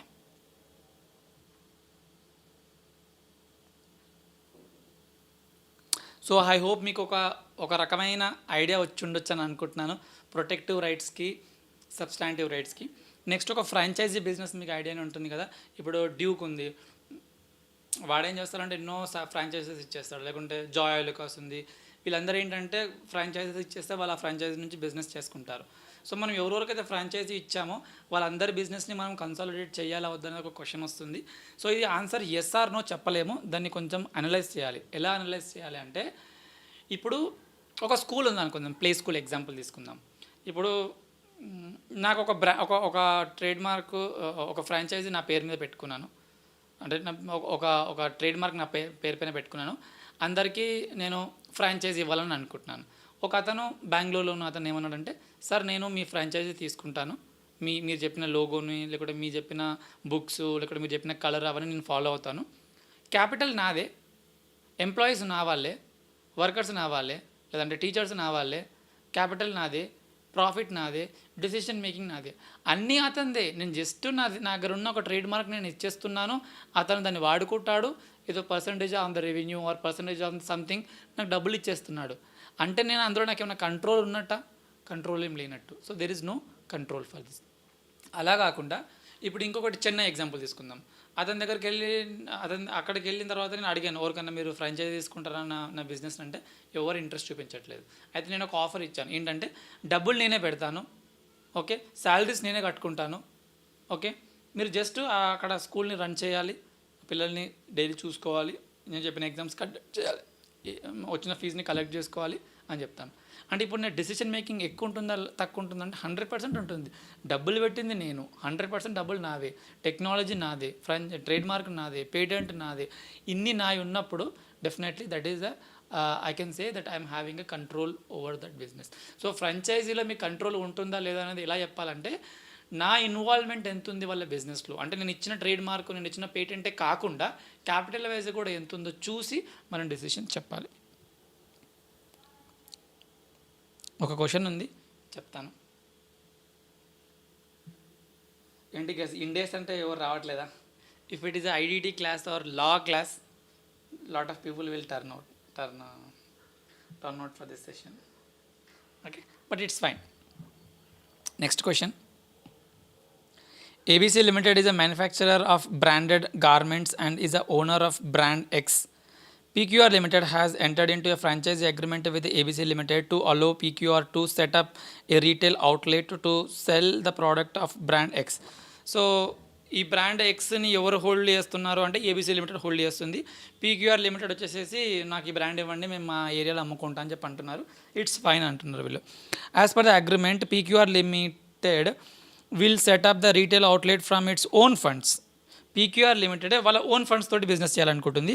decide the capital structure of the entity, ఎంత డెట్ ఉండాలి, ఎంత ఈక్విటీ ఉండాలి, ఏ రేట్కి ఉండాలి, ఎవరి దగ్గర తెచ్చుకోవాలి, మొత్తం వాళ్ళే చూసుకుంటారు. హైర్ ఎంప్లాయీస్, వాళ్ళే పేరోల్ చూసుకుంటారు, హెచ్ఆర్ టీం వాళ్ళే చూసుకుంటున్నారు. అండ్ దెన్ రెమ్యునరేషన్, ఓన్కి ఎంత కట్టాలో వాళ్ళే చెప్పుకుంటారు. Select vendors for acquiring capital items etcetera, ఎవరి దగ్గర నుంచి కొనాలో కూడా వాళ్ళే డెసిషన్ తీసుకుంటారు. However ABC limited will give certain operating guidelines. అంటే ఈ బ్రాండ్ని ఎలా వాడాలో నేను చెప్పాలి కదా. అంటే ఇప్పుడు నేను స్కూల్ది నేను ఒకటి ఇచ్చానంటే ఏ కలర్ షర్ట్ వేయాలి, ఏ కలర్ బట్టలు వేయాలి, ఏ కలర్ పెయింటింగ్ వేయాలి, ఇవి చెప్తా కదా. అట్లా కొన్ని ఆపరేటింగ్ గైడ్లైన్స్ నేను ఇచ్చేస్తున్నాను. And such other guidelines to protect the brand of the ABC limited, whether the rights held by ABC limited is protective or substantive. Okay, ఇందాక చెప్పిన ఎక్స్ప్లెనేషన్ మీకు అర్థమైంది ఆర్ అర్థం కాలేదో చెప్పడానికి క్వశ్చన్ ఆన్సర్ చేయడానికి ట్రై చేయండి. Brand owned by ABC, brand పేరు ఎక్స్, పీక్యూఆర్ లిమిటెడ్ బ్రాండ్ని తీసుకోవాలనుకుంటుంది, ఫ్రాంచైజీ తీసుకోవాలనుకుంటుంది, డబ్బులు పీక్యూఆర్ లిమిటెడ్ పెట్టేస్తుంది, క్యాపిటల్ వాళ్ళే తెచ్చుకుంటారు, కంపోజిషన్ వాళ్ళదే, హెచ్ఆర్ వాళ్ళదే, పేరోల్ వాళ్ళదే, రెమ్యునరేషన్ వాళ్ళదే, డెసిషన్ వాళ్ళదే. వీళ్ళేంటంటే జస్ట్ ప్రొటెక్ట్ చేసుకోవడానికి కొన్ని గైడ్లైన్స్ ఇస్తున్నాడు. ఇప్పుడు ఏబీసీ లిమిటెడ్కి ప్రొటెక్టివ్ రైట్స్ ఉన్నట్ట, సబ్స్టాంటివ్ రైట్స్ ఉన్నట్ట? Protective Mahodviti, one answer I got. Any other answer guys? Whoever is participating, we have 10 members, so we can have 4 or 5 answers.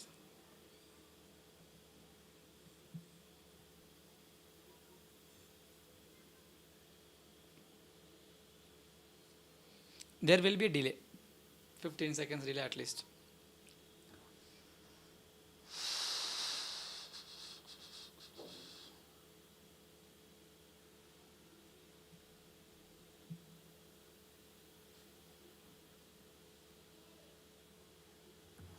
So this is, as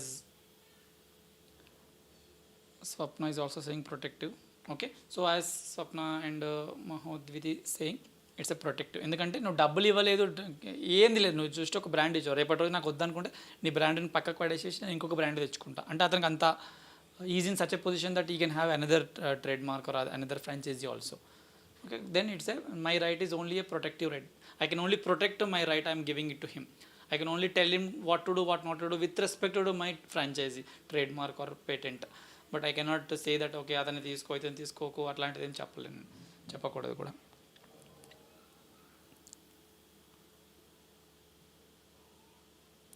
So till 10 o'clock we'll solve some few more questions and then from 10 we'll go to another question, another set of questions. ఎన్సిఐ ఎలా చేయాలి, goodwill ఎలా చేయాలి, అలాంటి క్వశ్చన్స్కి వెళ్దాం.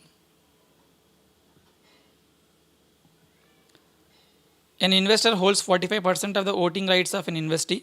The remaining voting rights are held by thousands of shareholders, none individually holding more than 1% of the voting rights. ఒకడికి 45% stake ఉందంట, remaining 55% అంతా మొత్తం విస్తారంగా అందరి దగ్గర ఉన్నాయంట. None of them are holding more than 1%. అంటే చిన్న చిన్న జీవుల దగ్గర ఉన్నాయి అనుకోండి. ఇంకా none of the shareholders has any arrangement to consult any others or to make collective decision. వాళ్ళు ఒక్కొక్కరు ఎక్కడెక్కడ ఉండడం వల్ల ఒకరికొకరు కలుసుకోలేరు, ఒకరికొకరు మాట్లాడుకోలేరు, ఒక్కొక్కరికొకరు కంబైన్డ్ డిసిషన్స్ అని తీసుకోలేరు. Whether the investor holding 45% voting rights have the power over the investee. Yes or no చెప్పండి. మనం జనరల్గా మన పాత స్టాండర్డ్ ప్రకారం 51% హోల్డింగ్ ఉంటేనే పవర్ ఉన్నట్టు అని అనుకున్నాం. ఇక్కడ 45% ఉంది, రిమైనింగ్ 55% మొత్తం చల్లా చెదురుగా పడిపోయి ఉన్నారు, అక్కడొకటి అక్కడొకటి. సో ఇప్పుడు మనం దీన్ని పవర్ ఉందనలా లేదనలా, ఎస్ ఆర్ నో పెట్టండి. Illustration 9, yes or no.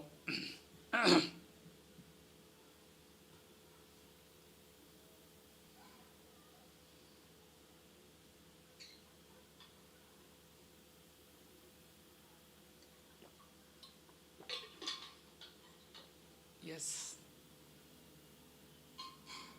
Swapna yes. Okay, so right answer. మనకు 51% అనేది ఏమీ లేదు ఇక్కడ. మీద వాళ్ళు ఒక్కరొకరు కలుసుకోలేరు, కలుసుకున్నా కానీ అంత పెద్ద మనం వీడిని ఓడించేంత డెసిషన్ లేదు కాబట్టి you can say is having a control. Next question. ABC Limited holds 40% of the voting rights of XYZ Limited. The remaining voting rights are held by 6 other shareholders, each individually holding 10% each.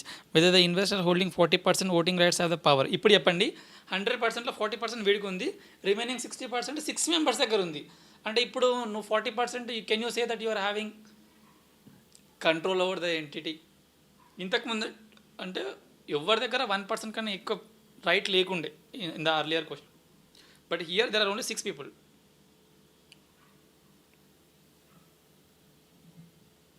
For 10, just write 10 and give your answer because it will 40% అనేది ఇప్పుడు C 6 members కలిసి ఏజిఎంలో నాకు అగేన్స్ట్గా decision తీసుకునే chances ఎక్కువగా ఉంటాయి. ఎందుకు అంటే 6 మెంబర్సే కదా, చిన్నది. ఇంతకుముందు అంటే ఇప్పుడు లక్షల ఒక్కొక్కరు ఒక్కొక్క షేర్ ఉంది, లేకపోతే 5 షేర్లు ఉన్నాయి, చిన్న చిన్న షేర్ హోల్డర్స్ ఉన్నారు. కాబట్టి వాళ్ళు అందరూ ఒక దారిపైన వచ్చేసేసి నన్ను ఓడించలేరు. కానీ 6 మెంబర్స్ అంటే కొంచెం ఉంటుంది కాబట్టి then you can say it's no. Yes.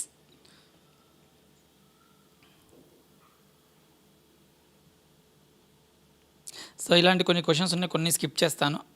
మీకు కూడా సబ్స్టాంటివ్కి ప్రొటెక్టివ్కి కొంచెం ఐడియా వచ్చింది కాబట్టి రిమైనింగ్ మీరు కొన్ని ట్రై చేయండి. మీకు కింద ఆన్సర్ ఎట్లాగో ఉంటుంది, ఆన్సర్ చూస్తే మీకు ఇంకా ఐడియా వచ్చేస్తుంది అంతే. ఓకే, సో ఒక ఐడియా అయితే ఇచ్చేసాను. I have given you the idea to decide what is substantive and what is protective rights.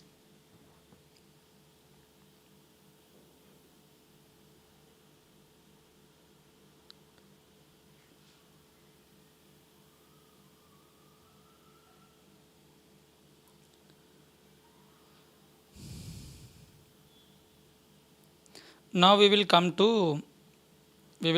the questions which might be asked for CMA final also, and these questions are from CA. నేను CMA వాళ్ళకి CA questions కూడా చేయించడానికి reason ఏంటంటే whenever the institute feels that their questions are exhausted or not having different variety, they will definitely look into the questions of other institutes also. So taking that into consideration, we are solving questions. Both students CA as well as CMA can watch this. ఒక question నేను చేస్తాను, తర్వాత okay, తర్వాత questions మీరు చేయొచ్చు, నేను guide చేస్తూ ఉంటాను. Determine the goodwill, determination of goodwill. A Limited acquires 80% of B Limited by paying cash consideration of 120 crores. So 80% stake ki 120 crores ఇస్తున్నాడు. So 120 crores is a purchase consideration, 80% is a stake. So it's more than 51%. In the absence of any other information, you can say they are having a control. The fair value of the non-controlling interest on the date of acquisition is 30 crores. So ఏ రోజు అయితే నువ్వు acquire చేసుకుంటున్నావు, on the date of acquisition, the NCI value is 30 crores. The value of the subsidiaries identifiable net assets as per the IndAS 103 is 130 crores.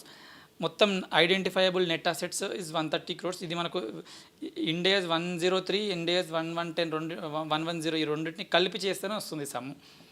Determine the value of goodwill and pass the general entry.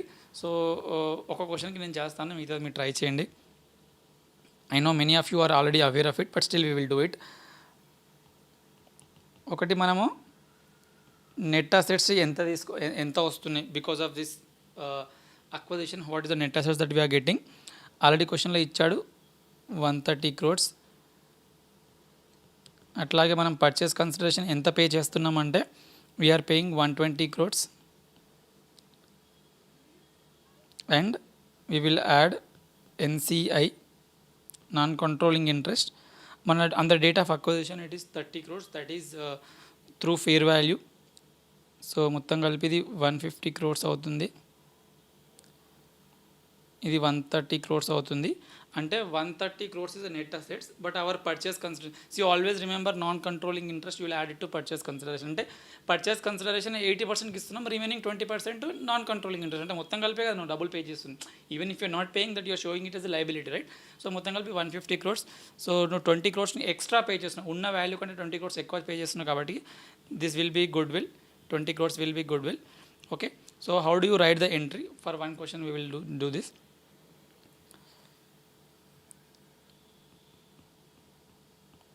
Net assets,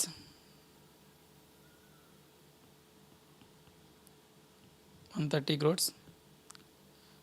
Purchase consideration, you can say cash or bank, whatever. This is 120 crores and NCI is your liability, 30 crores.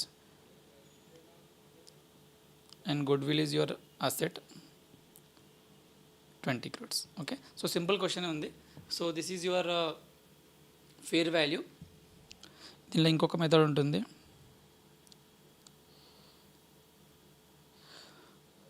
Proportionate share method అని ఒకటి ఉంటుంది ఎగ్జామ్లో, don't forget it.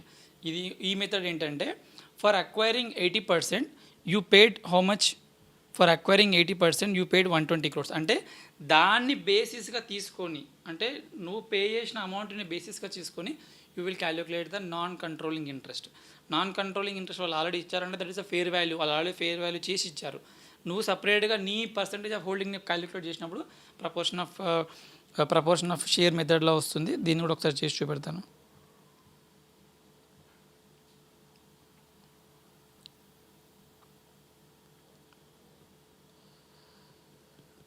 Net assets 130, there is no change for this. Purchase consideration 120 you are paying. This NCI, I need to search my calculator. NCI you have to calculate like this. 120 మనం pay చేసింది ఎంత అంటే 120 is for 80% అయితే remaining 20%కి ఎంత అన్నట్టు చూసుకోవాలి. Okay, 30 crores వస్తుంది అనుకుంటా. Okay, not 50. Okay, I'm poor with the maths, guys. Can someone give the answer by doing in your notebook?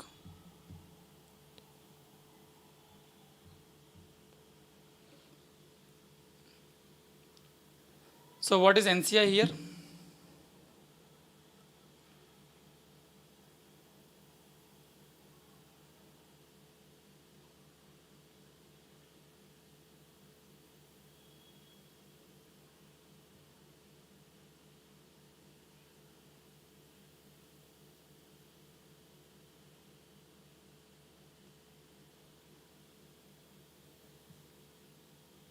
NCI is 30 కాదు, సారీ నేనే ఒక వర్డ్ రాంగ్గా చెప్పాను. ఇక్కడ ప్రపోర్షన్ ఆఫ్ నెట్ అసెట్స్ అంటే I said it wrong. Proportion of net assets అంటే మొత్తం అసెట్స్లో వాళ్ళ ప్రపోర్షనేట్ ఎంత. Okay, it's small mistake guys, correction. మొత్తం వాళ్ళకి నెట్ అసెట్స్ ఉన్నాయి 130 crores. 130 crores NCI percentage is only 20%. 10 and 13 అంటే 26 అవుతుంది. So this is 26. So this will become 146. 16 will be your goodwill. Okay, I'm sorry, I told you wrong. Again, I'll repeat once again. Fair value method ante you will calculate the fair value of the NCI on the date of acquisition, but proportion of net assets ante total identifiable net assets multiplied by their holding. So that is giving you 26. Yeah, yes, goodwill as per this is fair value. This is proportion of net assets. ఒక word wrong వచ్చింది నా నోట్లో నుంచి.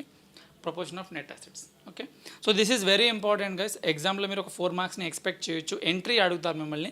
Entry అడుగుతాప్పుడు కూడా same thing, మనకు మొత్తం debit what comes in అంటాం కదా. So net assets or identifiable net assets account debit మనం మొత్తం ఎంత వస్తుంది, 130 crores వస్తుంది.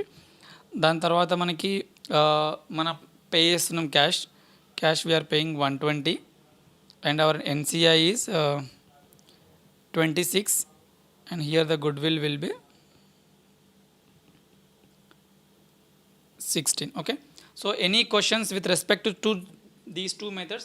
ఎగ్జామ్లో వేరే క్వశ్చన్ రావచ్చు, వేరే నంబర్స్ రావచ్చు, బట్ ఇక్కడ నుంచి తెంపించేస్తాడు. Proportionate of net assets method and fair value మెథడ్ని కొంచెం బాగా క్లీన్గా అబ్జర్వ్ చేయండి. This a possibility that this will come in the examination. So it's important for examination guys, this particular question. So there is another question. This question I request all of you not to look into the answer. ఆన్సర్ని చూడకండి, మిమ్మల్ని మీరు test చేసుకోండి. చేసుకొని ఈ answer రాయండి, చేయండి. వచ్చిన ఆన్సర్ని అక్కడ పెట్టండి. If it is a right, feel good about it. If it is a wrong, learn something from it. Okay, determination of goodwill. Ram Limited acquired 60% of Raja Limited by paying cash consideration of 750 lakhs including control premium. ఇందాక చెప్పినట్టుగా PC 750 ఇస్తున్నాడు, 60% acquire చేసుకుంటున్నాడు. ఇతను 60% acquire చేసుకుంటున్నాడు అంటే remaining 40% will be non controlling interest. అంటే ఇంకా చిన్న వాళ్ళందరినీ కలిపి ఒక జతగా చేసి నాన్ కంట్రోలింగ్ ఇంట్రెస్ట్ 40% అని చెప్పి అంటున్నాం.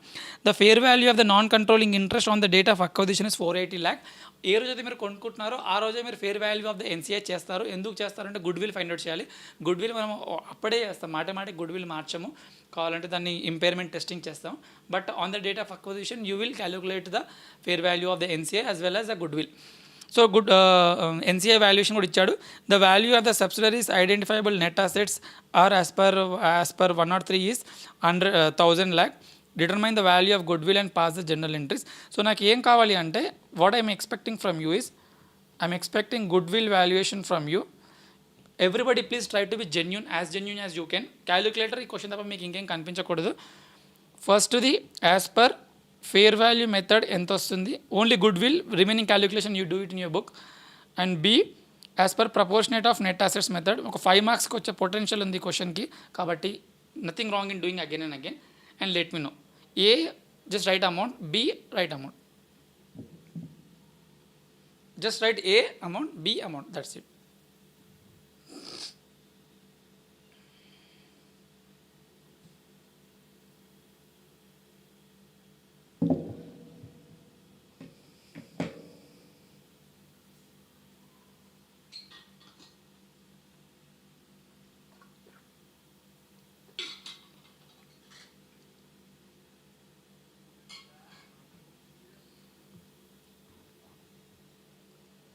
$230, okay.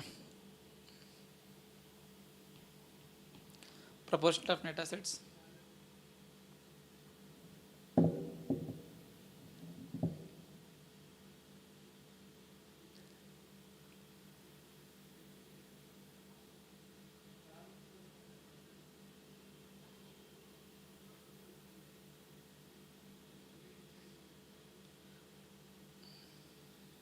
Mahodviti is the only one who is answering. I'm requesting everyone to participate. Participation వల్ల కమెంట్స్ ఒకటే కాదు గైస్, మీ కాన్ఫిడెన్స్ కూడా పెరుగుతుంది.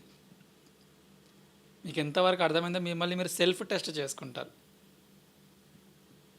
150 150 ఒక్కసారి. Okay, I'll wait for few more answers. Only 2 people have given it. I'm happy. Maruti Priyanka is not answering.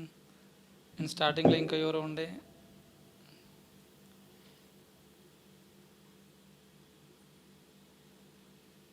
Rahul.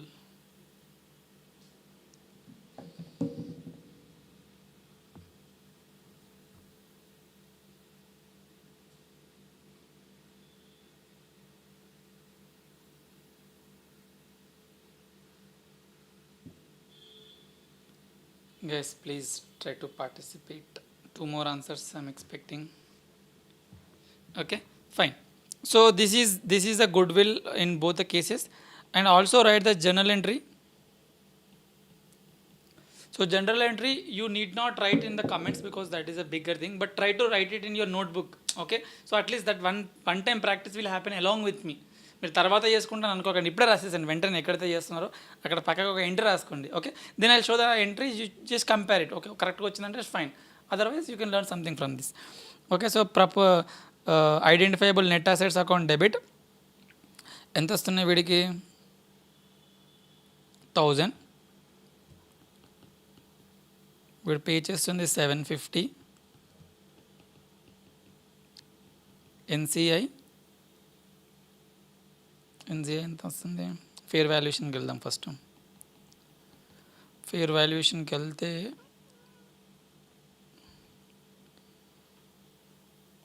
480. 11, 12, 30 అంటే 230. 230 is a goodwill. If it is proportionate of net assets, same entry వస్తుంది 1000. Goodwill 150, 750 cash. ఎన్సిఐ ఎంత? 40%. 40% of 1000 అంటే 400.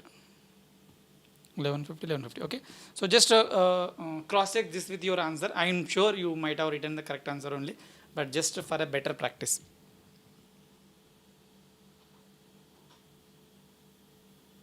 Okay, so సింపుల్గా ఉన్న questions అని అనుకోకండి. By the time we complete next 1 hour or so, I'm hoping that we will continue till 11 o'clock today, because the chapter is very lengthy and I cut down lot of questions also. Like lot of questions నేను తీసేసాను కూడా, అంటే I mean to like for time being మనకు time లేదు కాబట్టి. So ఇంకా చాలా questions depth పెరుగుతూ ఉంటుంది. Each and every question try to participate. Determination of gain on bargain purchase of X Limited. Sorry, bargain purchase. X Limited acquires 80% of Y Limited by paying cash of 400 lakhs. Fair value of the non-controlling interest on the date of acquisition is 100 lakh. The value of the subsidiaries identifiable net assets as per the IndAS 103 is 520 lakh. Determine the value of gain on bargain purchase and pass the journal entries. Again, same thing, guys. I want your answers first for fair value method and then for proportionate of net assets method. What is the gain on bargain purchase? Okay, so just write amounts. Okay, like amounts, that's it. 1 amount, 2 amount. Maruti, Mahodviti and Swapna, 3 of you try to participate. It's a good practice, guys. Okay, I could have avoided these questions also, but koncham practice ayinatuga untundi. The more practice that you do, the more confidence you will get in the examination. 1 enta answer, 2 enta? I'm just looking at gain on bargain purchase. Okay, మా పేర్లు మార్చారు ఇక్కడ. gain on bargain purchase.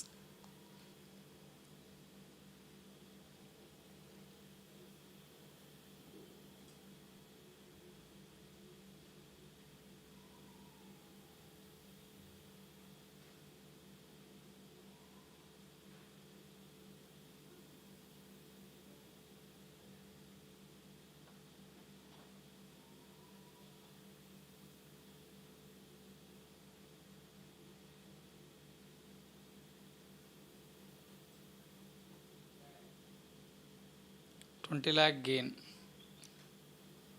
Okay.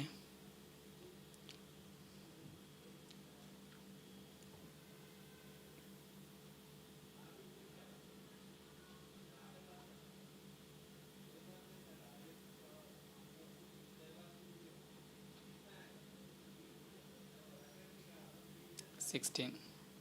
Swapna. Okay. So again, entries, I am sure you would be writing it. Once we will write it here for practice. Identifiable net assets account debit 520 lakh. We are paying cash of 400 lakh. And NCI is 100 lakh. And gain on bargain purchase is 20. Okay, same goes here. This is a fair value method and this is proportionate of net assets method. ఇక్కడ 520 lakh ఇక్కడ Durga. Okay, now only you come. So try to participate from now, Durga. Net assets cash 400. NCI నాకు దీనికి valuation తెలియదు ఎంత. 20% of 520. 20% అంటే 52 104 16. Okay, so this is the entry. In examination there might be a possibility that they ask you to write the entry. Okay, ఎంట్రీని చిన్న చూపు ఎప్పుడు చూడకండి. రియాలిటీలో మీరు వర్క్ చేసేటప్పుడు కూడా ఎంట్రీస్ చాలా అవసరం వస్తుంది. You will remember me. So step acquisition, there is a possible question for you. Step acquisition అనేది ఇంకా అంతగా ప్రామినెంట్ క్వశ్చన్స్ ఇంకా రాలేవు కాబట్టి there is a good possibility that they might ask questions on step acquisition. Okay, again methodology is not different. We'll continue to stick to the same methodology. See, ఒక క్వశ్చన్ని ఒక విధంగా చేసామంటే అదే విధంగా అన్ని క్వశ్చన్స్ చేయగలగాలి. Then only our concept is right. Maybe with slight changes here and there. ఒక క్వశ్చన్ ఒక విధంగా ఇంకో క్వశ్చన్ ఒక విధంగా చేస్తున్నామంటే maybe we are not confident of what we are doing and at the most. Okay, so we'll stick with the same question, same methodology of solving it. I'll read the question and I'll leave it to you. RS Limited holds 30% stake in PQ Limited. ఎక్కడ క్వశ్చన్లో ఇంకేమి ఇవ్వట్లేనప్పుడు in the contrary to anything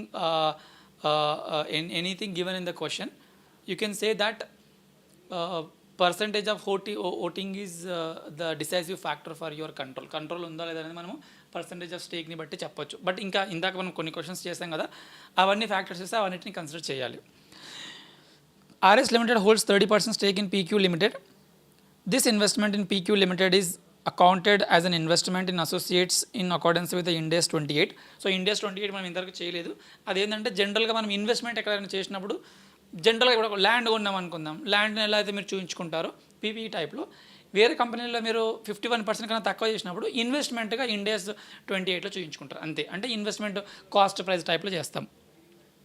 and the carrying value of such investment is 100 lakh. అంటే ఆ రోజుకి 100 lakhs ఉంది.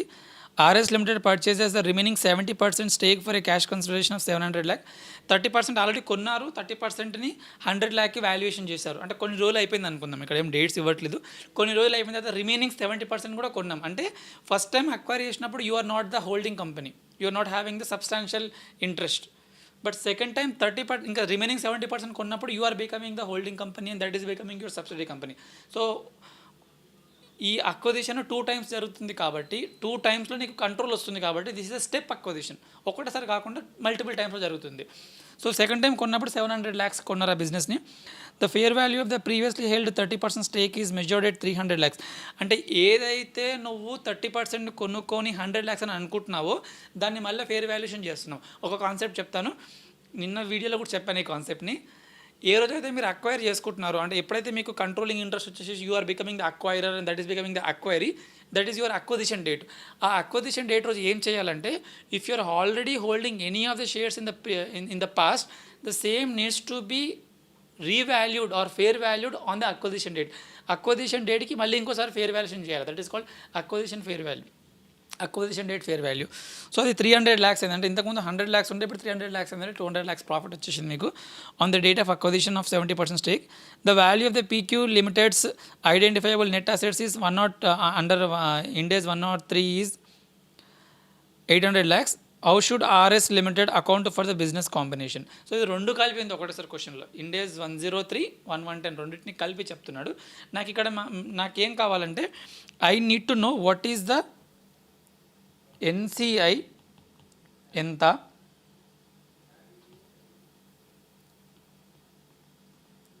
Goodwill are gain on bargain purchase ఎంత, ఇంకా మీకు ప్రీవియస్లీ హెల్డ్ ఇన్వెస్ట్మెంట్కి గెయిన్ ఎంత. అంటే మీరు P&Lలోకి ఎంత పంపించచ్చు అంటే మీకు బిడ్స్లో ఒక 3 క్వశ్చన్స్ ఇచ్చి ఒక్కొక్క క్వశ్చన్గా అడగొచ్చు. ఇక్కడ NCI ఉందా అంటే NCI లేదు.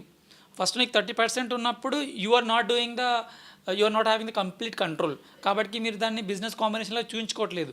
అంటే on the acquisition first 30% also you are not having NCI. Second time 70% ఉన్నప్పుడు 30 + 70 100% అయినాక there is no NCI only. కాబట్టి ఇది నిల్ అని చెప్పి మీరు పెట్టేయచ్చు. నేనే ఆన్సర్ చెప్పేశాను. ఇప్పుడు ఇక్కడ గుడ్విల్ అండ్ బార్గెనింగ్ పర్చేస్ మీరు చెప్పాలి. కాకపోతే ఒక్కటి గుర్తుపెట్టుకోండి, NCI వాల్యుయేషన్ అంటే మీరు ఇంతకుముందు ఏం చేస్తారు, పర్చేస్ కన్సిడరేషన్ ప్లస్ NCI చేస్తారు కదా. ఇక్కడ ఒక చిన్న ట్విస్ట్ ఏంటంటే purchase consideration plus NCI plus previously held fair value of the previously held ఇన్వెస్ట్మెంట్ని కూడా చూసుకోవాలి. ఓకే, దాని ప్రకారం ఇది ఆన్సర్ చెప్పండి. దెన్ ఈ P&L ఆన్సర్ చెప్పండి. Okay, I will wait for 30 seconds guys. Whoever is watching this video, please answer it. It will boost your energy, it will boost your confidence.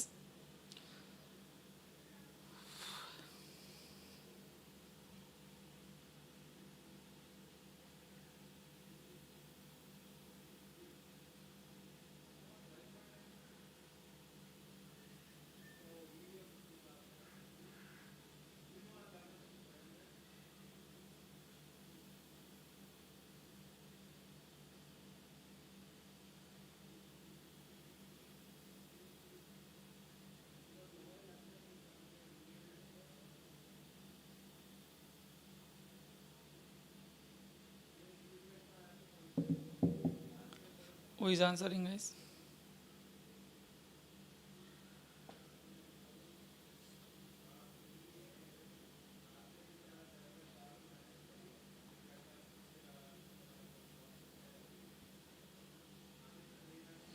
Okay, so NCI అనేది లేదు ఇక్కడ.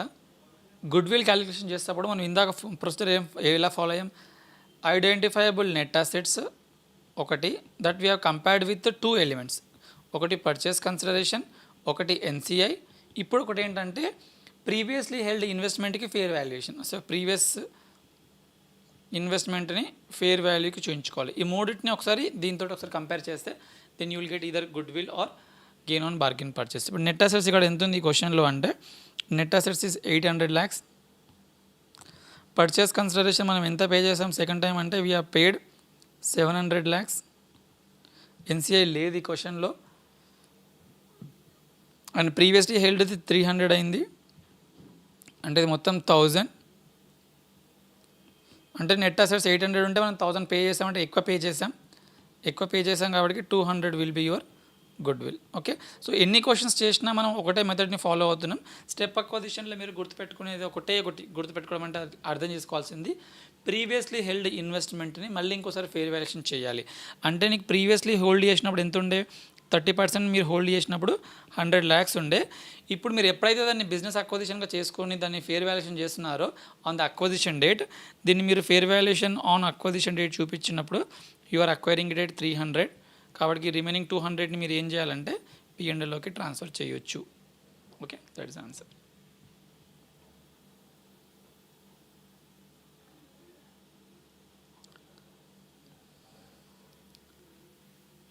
Okay, next question, PQR limited. Okay, so uniform accounting policies పైన కూడా మీకు ఒక question రావచ్చు, conceptual questions race చేయొచ్చు. ఇది ఎలా రేస్ చేస్తారంటే, ఇప్పుడు నేను హోల్డింగ్ కంపెనీ, అక్కడ సబ్సిడరీ కంపెనీ ఉంది, వాడు SLM మెథడ్ ఫాలో అవుతున్నాడు, నేను WDV ఫాలో అవుతున్నాను. అంటే ఇప్పుడు నేను కన్సాలిడేట్ చేసేటప్పుడు వాడు ఫాలో అయిన మెథడ్ని మొత్తం నేను అడ్జస్ట్ చేయాలా చేయకూడదా, వాడు ఇన్వెంటరీ వాల్యుయేషన్ వేరే చేస్తున్నాడు, నేను వేరే చేస్తున్నాను. ఈ 2 క్వశ్చన్స్ మీ పైన రావచ్చు. ఈ 2 క్వశ్చన్స్ నేను క్వశ్చన్తో పాటు చెప్తాను, then you will have a better clarity. PQR Limited is a subsidiary company of MNC Limited. So MNC holding company, PQR is a subsidiary company. In the individual financial statements prepared in accordance with the IndAS, PQR Limited has adopted straight line method SLM for depreciation and MNC Limited has adopted written down value method. So holding company WDV follow అవుతుంది, subsidiary company SLM follow అవుతుంది. Stand alone financial statements అంటే వాళ్ళంతలా వాళ్ళకి చేసుకునే financial statements.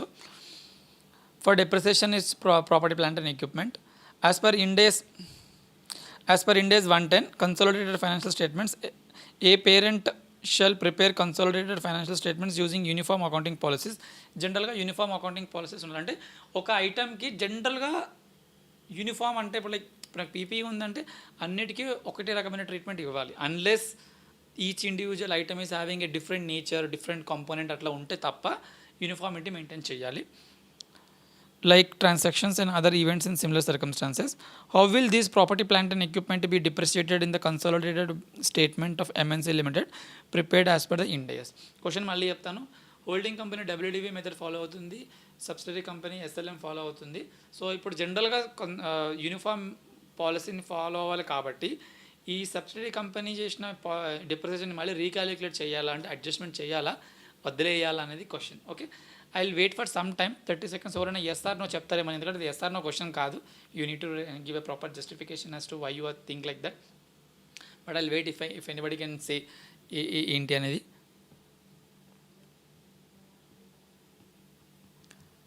MNC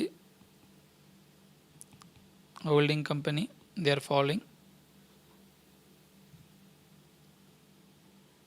WDV, PQR, subsidiary following SLM. Any answers? Anyone?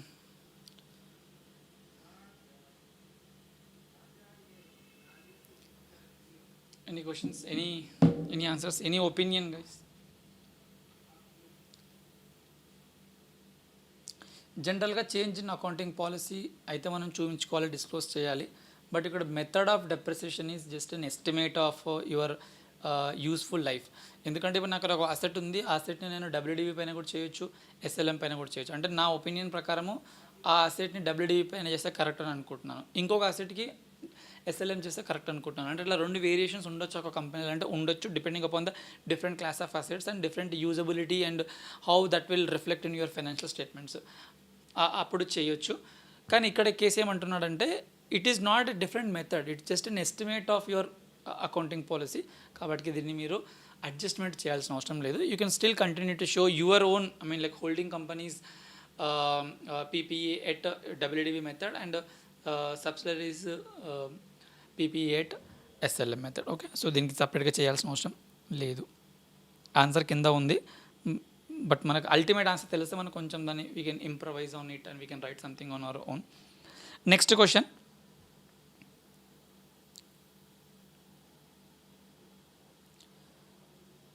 H Limited has a subsidiary, S Limited and an associate, A Limited. So H holding కంపెనీకి ఒక subsidiary ఉంది, ఒక associate ఉంది. The 3 companies are engaged in different lines of business. Over business వాళ్ళు వేరే వేరే బిజినెస్లు చేసుకుంటున్నారు. These companies are using following cost formula for their valuation in accordance with the IndAS 2.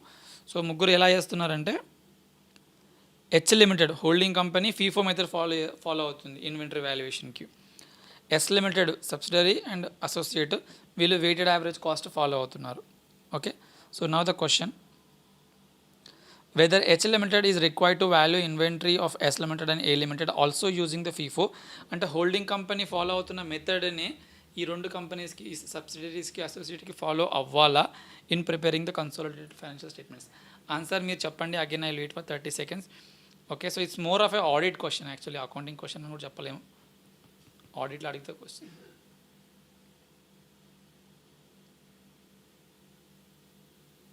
Why WDV? Okay, ఆ పాత question. No Maruti, that answer was you can have a different depreciation method for the holding company and subsidiary company as long as the such method is reflective of the nature of the item. ఆ nature of the ఐటమ్కి ఆ మెథడే correct అని అనుకున్నప్పుడు you can continue to have a different accounting policies. Okay, so different accounting depreciation methods. అది ఆ క్వశ్చన్కి. Now coming to this question, coming to question number 7. ఇక్కడ question ఏంటంటే holding కంపెనీది వేరే ఉంది, సబ్సిడరీ రెండింటికి హోల్డింగ్కి వేరే ఉన్నాయి. బట్ ఇందాక క్వశ్చన్ బీపీ is just an estimate, depreciation method అనేది just estimate, but method of valuing the inventory is your policy. Okay, so now the question is, should they change the method of valuation of the subsidiary and associate, or they can continue to show the inventory of holding a different method and valuation of inventory for associate and subsidiary in different method? Yes or no? One answer. Guys, please participate. That will actually, see, I told you the session will go for a long period. If you're not answering, then I also feel maybe you're not understanding or you're not liking it. So it's just like energy boost, guys. Continue to participate. I'll give you the best explanation that I can.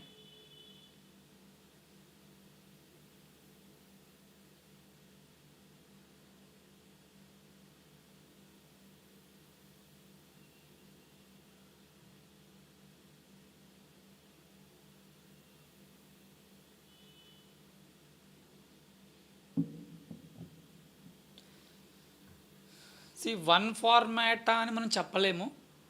ఎందుకో answer చెప్తాను.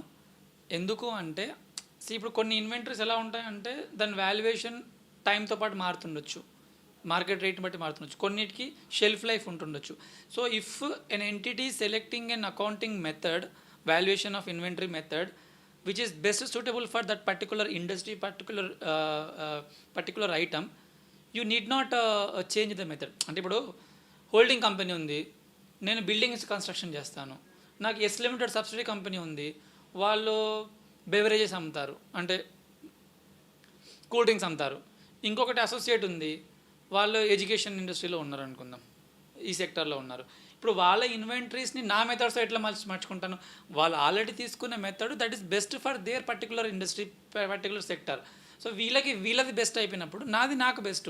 So ఇప్పుడు just because I'm consolidating, I need not change the method of valuation which is adapted by the respective entities. If you can justify that method is best suitable for that particular inventory, you need not do any adjustment, you need not change the method of valuation. Always ఇప్పుడు నేను బెవరేజెస్లో ఉన్నాను, వాడు బెవరేజెస్లో ఉన్నాడు. నేను holding company, వాడు subsidiary company, ఇద్దరిది same nature of items. నేను ఫీఫో వాడుతున్నాడు, వాడు లీఫో వాడుతున్నాడు. Then I have to change the method of valuation of inventory as per the method followed by the holding company. That make sense జనరల్గా layman లాంగ్వేజ్లో కూడా. కానీ వాళ్ళ ఇన్వెంటరీ వేరు, వాళ్ళ ఇండస్ట్రీ వేరు, వాళ్ళ నేచర్ ఆఫ్ ద ఐటమ్ వేరు, నా ఐటమ్ వేరు, వాళ్ళ ఐటమ్ వేరు. కాబట్టి వాళ్ళ method is as per the nature of that item. My method is also nature of the item that I'm producing. కాబట్టి చేంజ్ చేయాల్సిన అవసరం లేదు. ఎందుకంటే క్వశ్చన్ స్టార్టింగ్లోనే ఇచ్చాడు, these 3 companies are into 3 different lines of businesses. ఒక్కొక్కరికి డిఫరెంట్ లైన్స్ ఆఫ్ బిజినెస్లో ఉన్నప్పుడు అందరికీ same method of valuation of inventory చేయాల్సిన అవసరం ఉండదు. I hope that is clear. I have given elaborated explanation. Is it clear, guys? Should I stop it here? Should I stop it? And like we have few more questions. We'll solve it. I'm saying like, is this question answer clear? Swapna, okay. మనం ఆలోచించాల్సింది ఏంటంటే, ఇప్పుడు నేను ఎడ్యుకేషన్లో ఉన్నాను, నేను ఇంకొక దగ్గర హోల్డింగ్ అంటే షేర్స్ పర్చేస్ చేయాలనుకుంటున్నాను, వాళ్ళది కూడా ఎడ్యుకేషన్లో ఉంది. ఇద్దరికి సేమ్ మెథడ్స్, అకౌంటింగ్ పాలసీస్ ఉండొచ్చు. కానీ వాళ్ళు ఏదో సిమెంట్ మ్యానుఫ్యాక్చరింగ్లో ఉన్నారు, లేకపోతే ఆ కంపెనీ నన్ను పర్చేస్ చేస్తుంది, వాళ్ళ ఇన్వెంటరీ వేరు, నా ఇన్వెంటరీ వేరు. సేమ్ పాలసీ ఎలా పెట్టుకుంటారు? ఐటమ్ని బట్టి చెప్పచ్చు. Maruti, Durga, Mahodviti, any questions with respect to this particular, because this is kind of confusing, I would say.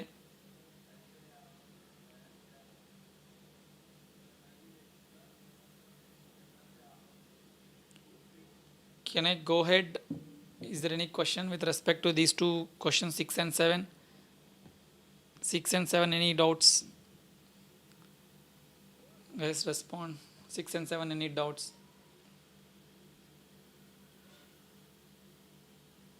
Yes, Maruti, you are right. Depending upon the product, the method follows.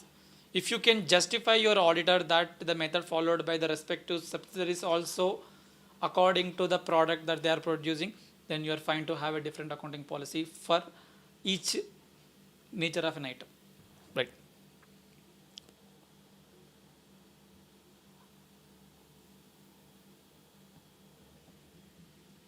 Yeah, different reporting dates. So ఇది కూడా ఒక kind of a tricky question, I would say. A Limited, an Indian company, has a foreign subsidiary, B Incorporation subsidiary, B Incorporation, has taken a long-term loan from a foreign bank, which is repayable after the year 2019. However, during the year ending 31st March 2012, it breached one of the conditions of the loan, as a consequence of which the loan became repayable on demand on the reporting date. Question నేను కొంచెం లాంగ్వేజ్లో చెప్తాను. మనకు ఒక subsidiary ఉంది, అది యూఎస్లో ఉంది. ఆ యూఎస్ అనుకుందాం ప్రస్తుతానికి, యూఎస్లో ఉంది. వాళ్ళు ఒక లోన్ తీసుకున్నారు, ఒక 50 కోట్ల లోన్ తీసుకున్నారు అనుకుందాం వాళ్ళ కరెన్సీ ప్రకారం. ఓకే, లోన్ తీసుకొని బ్యాంక్ దగ్గర లోన్ తీసుకున్నారు. ఆ బ్యాంకు కొన్ని కండిషన్స్ చెప్పింది, అంటే మీరు ఈ డేట్ లోపు మీరు మీ రిటర్న్స్ మాకు ఫైల్ చేయాలి, అంటే kind of me stock level కావచ్చు, లేదంటే మీరు ఇంట్రెస్ట్ పే చేయాలి, సంథింగ్ ప్రొసీజరల్గా వాళ్ళకి పెట్టారు. ఓకే, ఆ కండిషన్ పైన అక్కడ బ్యాంకు వాళ్ళకి లోన్ ఇచ్చింది. అయితే వీళ్ళు ఏదో ఒక రీజన్ వల్ల ఒక కండిషన్ని ఫెయిల్ అయ్యారు, ఒక కండిషన్ని వైలేట్ చేశారు. Okay, subsequent to the year end but before the approval of the financial statements, B Incorporation rectified the breach and the bank agreed not to demand the repayment and later the loan ran for its remaining period to maturity as per the original loan terms. అంటే ఇప్పుడు నేను అంటే ఆ company 10 ఏళ్ళకి loan తీసుకుంది, 10 ఏళ్ళకి 10 ఇయర్స్కి loan తీసుకుంది. ఏదో ప్రొసీజరల్గా మిస్టేక్ జరిగింది. అయితే బ్యాంక్ వాడు ఒక డిమాండ్ నోటీస్ ఇచ్చాడు, ఏమని నా డబ్బులు నాకు మొత్తం ఇచ్చేసి అని చెప్పేసి, ఎందుకంటే నువ్వు మిస్టేక్ చేసినావు అని చెప్పి. ఓకే, కానీ వీళ్ళేం చేశారంటే before the finalization, books finalization అవ్వకన్నా ముందే, ఇయర్ ఎండింగ్ తర్వాత, బట్ బుక్స్ ఫైనలైజేషన్ అవ్వకముందు ఆ మిస్టేక్ని రెక్టిఫై చేశారు. అంటే వాడు ఏదో డాక్యుమెంట్ ఆడితే ఇవ్వకుంటే వాడు కోపపడ్డాడు కదా, ఇప్పుడు డాక్యుమెంట్ ఇచ్చేసాము, లేదంటే ఏదో ఒక స్టేట్మెంట్ ఇవ్వమన్నాడు, statement of inventory, statement of sales అట్లా అడిగాడు అనుకుందాం, అది ఇవ్వనందుకు వాడు కోపం వచ్చింది, మనం ఇచ్చేసాం. ఇప్పుడు వాడు బ్యాంక్ ఏమంటున్నాడంటే సరేలే నేను ఆ డిమాండ్ డ్రాఫ్ట్ని వెనక్కి తీసుకుంటున్నా అంటున్నాడు. While preparing its standalone financial statements as per IFRS, ఎందుకంటే వాళ్ళు IFRS ఫాలో అవుతున్నారు, B Incorporation has classified this loan as a current liability. So నేను ఒక చిన్న పాయింట్ చెప్తాను, ఇదంతా పెద్ద క్వశ్చన్. ఏంది పెద్ద క్వశ్చన్ అంటే, మన IFRS ప్రకారము, అంటే మన IndAS ప్రకారము, మనం బ్యాంక్ దగ్గర నుంచి ఒక లోన్ తీసుకొని మనం నెక్స్ట్ 12 months లోపు కట్టేదాన్ని కరెంట్ లయబిలిటీ అంటాము, 12 months తర్వాత కట్టేదాన్ని నాన్ కరెంట్ అంటాం. అంటే if you have an ability to postpone the payment beyond 12 months period from the end of the reporting date, that you can say it as non current. అంటే నా reporting date తర్వాత 12 months కంటే ఎక్కువ నేను ఒక లయబిలిటీని పొడిగించవచ్చు అంటే దాన్ని పోస్ట్పోన్ చేయొచ్చు అనుకుంటే దాన్ని నేను నాన్ కరెంట్ లయబిలిటీ అంటాను. అగైన్ ఒక బ్యాంక్ దగ్గర నుంచి నేను లోన్ తీసుకున్నాను, లోన్ తీసుకున్నప్పుడు నేను ఏమన్నాను, ఒక 10 లక్షలు ఎవ్రీ ఇయర్ 1 lakh కడతాను చెప్పాను. 1 lakh నేను నెక్స్ట్ 1 monthలో కడతాను, అంటే అది నాకు 1 lakh కరెంట్ లయబిలిటీ అవుద్ది. రిమైనింగ్ 9 lakhs 1 year తర్వాత కడతాను కాబట్టి నాన్ కరెంట్ లయబిలిటీ అవుతుంది. అది ఇండియన్ సిస్టమ్ ప్రకారం. సపోజ్ నేను ఒక చిన్న మిస్టేక్ చేశాను అనుకుందాం, అంటే ఒక రిపోర్ట్ అడిగాడు, ఒక స్టేట్మెంట్ అడిగాడు, ఒక జిఎల్ అడిగాడు, ఏదో అడిగాడు, నేను ఇవ్వలేదు టైంకి, వాడు కోపం వచ్చి డిమాండ్ నోటీస్ నాకు పంపించాడు, సంపత్ నాకు మొత్తం నా డబ్బులు నాకు ఇచ్చేసి అని చెప్పి. అయితే ఇయర్ ఎండ్ తర్వాత నేనేం చేశాను, నా బుక్స్ ఆఫ్ అకౌంట్స్ ఫైనలైజ్ అవ్వకన్నా ముందు ఆ ఎర్రర్ని రెక్టిఫై చేశాను, అంటే వాడు ఏదో అడిగిందని ఇచ్చేసాను. అయితే మన ఇండియన్ స్టాండర్డ్ ఏమంటుందంటే, మన ఇండియన్స్కి ఇదేం కొత్త కాదు, ఇట్లాగే మనం ఆ గవర్నమెంట్కి, ఈ గవర్నమెంట్కి, ఈ బ్యాంకుకి, ఈ ఫైనాన్షియల్ ఇన్స్టిట్యూషన్కి ఎట్లాగో అలాంటి కొన్ని వయలేషన్స్ జరుగుతూ ఉంటాయి. అది మన ఇండియన్ నేచరే అది. తర్వాత మేము రెక్టిఫై చేస్తాం. Just because of small mistake we don't want to recognise the entire 10 years liability as a current liability. మళ్ళీ చెప్తాను, మన ఇండియన్ స్టాండర్డ్ ఏమంటుందంటే, చిన్న మిస్టేకే కదా, నువ్వు కరెక్షన్ చేసావు కదా, కాబట్టి నెక్స్ట్ 1 yearలో కట్టేది కరెంట్ లయబిలిటీగా చూపించుకో, రిమైనింగ్ కట్టేది నాన్ కరెంట్గా చూపించుకో, even after the mistake also. Mistake అయినప్పటికీ కూడా మనం తర్వాత రెక్టిఫై చేసుకోవచ్చులే, మనకు అలవాటే లేదని చెప్పేసి. అదే IFRS ఏమంటుందంటే, వాళ్ళు ఏదైనా డిమాండ్ నోటీస్ ఇచ్చారు నీ ఫైనాన్షియల్ ఇయర్ ఎండింగ్ తర్వాత, ఫైనాన్షియల్ ఇయర్ ఎండింగ్కి నువ్వు దాన్ని బుక్స్ ఆఫ్ అకౌంట్స్ నువ్వు అప్రూవ్ చేసే లోపు నువ్వు రెక్టిఫై చేసినప్పటికి కూడా ఎంటైర్ లయబిలిటీని కరెంట్ లయబిలిటీగా చూపించుకోవాలని చెప్పేసి IFRS చెప్తుంది. కానీ మన వాళ్ళు దాన్ని కార్వర్డ్ చేసేసి, లేదా అట్లా మా ఇండియన్ కస్టమర్ ప్రకారం అట్లా నడవదు, మా ఇండియాలో ప్రతి ఒక్కరికి అది అలవాటే, లేట్ ఫీజు కట్టడము, లేట్గా చేయడము, డిలే చేయడము. కాబట్టి మేము మిస్టేక్ అయినప్పటికీ కూడా 1 yearనే కరెంట్ అనుకుంటాము, రిమైనింగ్ నాన్ కరెంట్ అనుకుంటాం అని చెప్పి మన వాళ్ళు IndASలో పెట్టారు. ఇదంతా కాన్సెప్ట్ని ఇప్పుడు ఈ క్వశ్చన్లో పెట్టండి. మనకు ఒక సబ్సిడరీ కంపెనీ ఉంది, ఆ సబ్సిడరీ కంపెనీ ఒక లోన్ తీసుకుంది, ఒక చిన్న మిస్టేక్ చేసింది, ఆ మిస్టేక్ని రెక్టిఫై కూడా చేసింది. కానీ వాళ్ళ IFRS ప్రకారము వాళ్ళు దాన్ని ఏం చేయాలి, కరెంట్ లయబిలిటీగానే చూపించుకోవాలి. కానీ మనం వాడి ఫైనాన్షియల్ స్టేట్మెంట్స్ మొత్తాన్ని మనము కన్సాలిడేట్ చేస్తున్నాము, మనం IndAS వాడుతున్నాము. IndAS ఏమంటుంది, ఈ 1 yearది మాత్రమే కరెంట్ లయబిలిటీ, రిమైనింగ్ మొత్తాన్ని మీరు నాన్ కరెంట్ లయబిలిటీగా చూపించుకోవాలని చెప్పి. అంటే అకౌంటింగ్ ఇన్కన్సిస్టెన్సీ వస్తుంది. ఇప్పుడు క్వశ్చన్ ఏంటి అంటే, ఇప్పుడు మనము ఆ సబ్సిడరీకి సంబంధించిన లోన్ని కరెంట్ నాన్ కరెంట్గా మన ఇండియన్ అకౌంటింగ్ స్టాండర్డ్ ప్రకారము అంటే ఇండేస్ ప్రకారము మార్చుకోవాలా, లేకపోతే వాడు చూపించిన ట్రీట్మెంట్ని కంటిన్యూ చేయాలనేది question. Okay, now I will wait for your answer guys. I have given a lot of explanation, but this is really tricky. I mean, like conceptually related question. This is. We'll see if you can answer this question. I've given you enough background about what is the nature of this question. It has also has a potential of 4 marks. Maybe CA final lo ravochu ilanti question okati.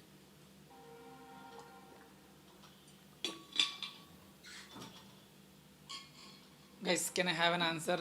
At least 1 or 2 answers will make my day.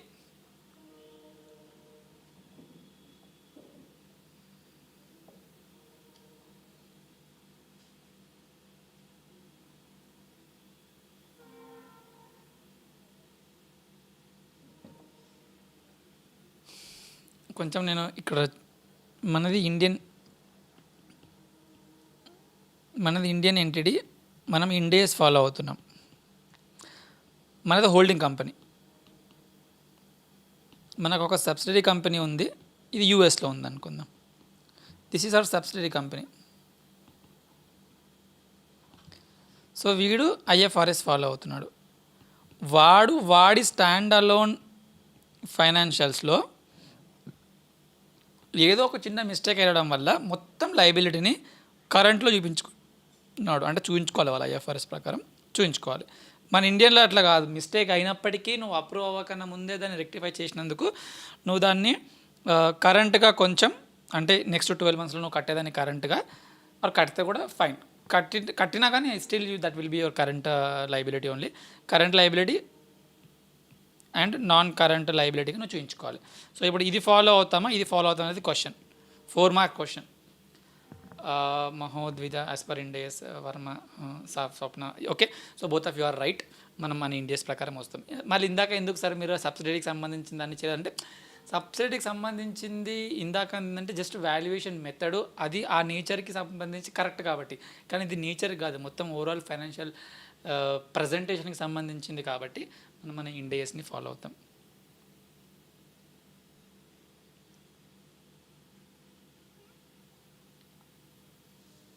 ఇంకే any other answer guys?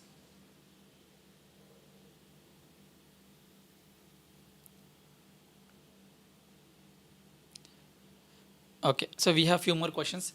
See, if you are energetic and if you are like, okay, we are liking the session, we want to continue, we want to solve the tricky questions so that we feel good, we feel confident in the examination atla anukunte, I'll continue for the next half an hour and we'll complete all the questions. Lazy ga unnarante nenu kuda lazy ga we can conclude the session also. Okay, so this question is one good question. Dividend proposed by subsidiary. So subsidiary dividend propose cheste treatment ela untundi oka question untundi. Sauri, subsidy అంటే కింది కదా, holding company subsidiary companies proposing a dividend. So ఈ propose చేసింది కానీ ఇంకా pay చేయలేదు. So ఈ treatment holding consolidation ఎలా తీసుకుంటాం అనేది చాలా important. XYZ Limited purchased 80% shares of ABC Limited. Yes. XYZ Limited purchased 80% shares of ABC Limited on 1st April 2011 for 1,40,000. The issued capital of ABC Limited on 1st April 2011 is 1 lakh and the balance in the statement of profit and loss account is 60,000. అంటే మనం ఏ రోజు అయితే ఆ కంపెనీలో shares కొంటున్నామో ఆ రోజు మనకి 1 lakh equity ఉంది, 60,000 P&L ఉంది. మనం పెడుతున్న పర్చేస్ కన్సిడరేషన్ 1,40,000, మనకి 80% స్టేక్ వచ్చేస్తుంది. For the year ending 31st March 2012, ABC Limited has earned a profit of 20,000. అంటే మనం పెట్టిన తర్వాత పోస్ట్ అక్విజిషన్ ప్రాఫిట్స్ అంటాము. పోస్ట్ అక్విజిషన్ ప్రాఫిట్స్ వీనికి ఒక 20,000 వచ్చింది. And later on it declared and paid dividend of 30,000. Declare చేసింది, పే చేసింది. 2 చేసినప్పుడు హోల్డింగ్ కంపెనీ కన్సిడర్ చేయొచ్చు, పే చేసినప్పుడు కన్సిడర్ చేయాలి. వీటి 2 చేసేసాడు.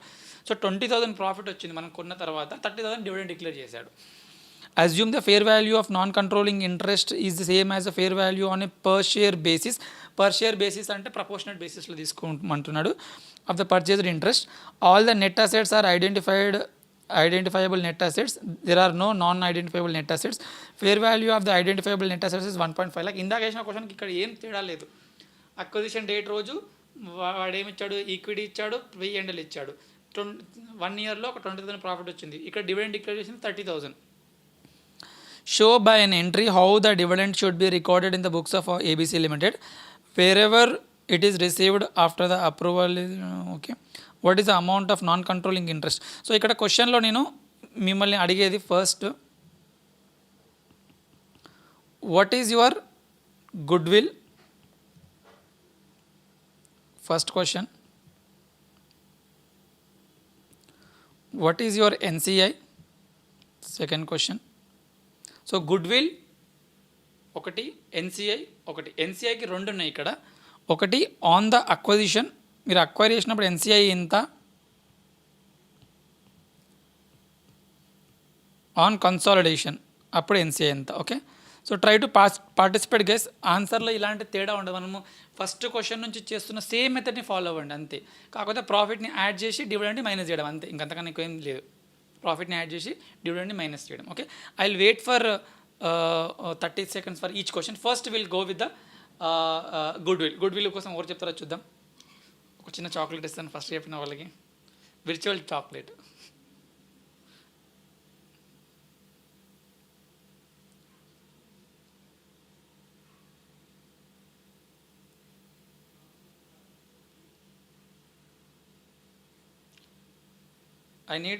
I need goodwill first.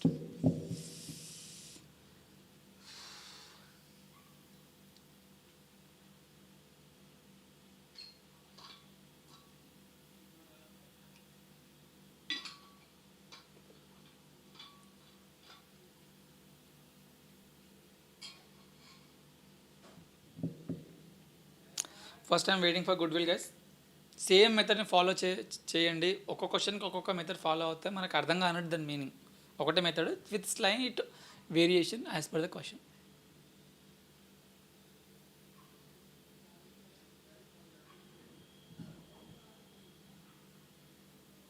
చూద్దాం రైస్ ఓవర్ ఈ మెసేజ్ ఫస్ట్ వస్తుంది. Goodwill 25,000. Swapna, any other answer?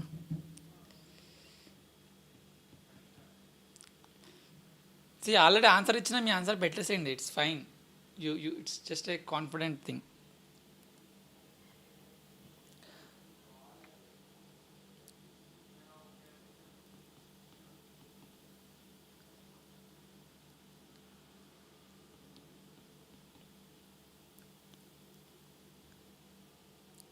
So what is NCI? ఎన్సిఐని ఏమన్నాడు, మనం ప్రపోర్షనేట్గా చేయమన్నాడు. అంటే మనము 1,40,000కి 80% పెట్టాం కదా, సో 20% ఎంత?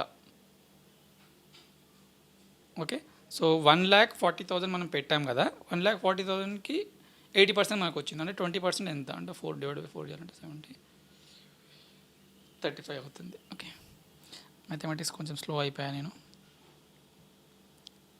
This is 1,40,000 is PC, this is ఎన్సిఐ, this is your net assets. Okay, so ఎక్కడికైనా ఒకటే formula guys, so only one formula. ఇది చేస్తే 175 అవుతుంది, 1,50,000 ఎన్ఏ, రెండింటి మధ్య తేడా గుడ్విల్. ఓకే, సో దుర్గా చిన్న చేంజ్ ఇక్కడ క్వశ్చన్లో ఏం చెప్తున్నాడంటే fair value of non controlling interest is same as a fair value on a per share basis of the purchased interest. అంటే మనం కొనుక్కున్నప్పుడు ఫేర్ వాల్యూ ఎంత ఉందో దాని బేసిస్లోనే వాడిని కూడా తీసుకో అంటున్నాడు. కాబట్టి మనం ఎంత కొన్నాము, మనం కొన్నది 1,40,000 పెట్టి 80% కొన్నాం. అంటే రిమైనింగ్ వీళ్ళు 20% ఉంటారు. అంటే 0 ఇది 4 అంటే 70, 35,000. సో 35,000 అలా వచ్చింది. Okay, I hope that is clear. Okay, so goodwill is fine guys. Can we have ఎన్సిఐ?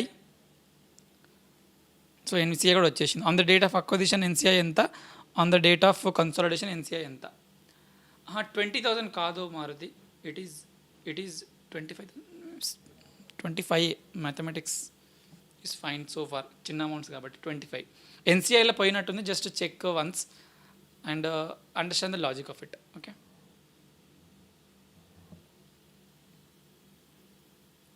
so what is the NCI on the date of acquisition? We got it.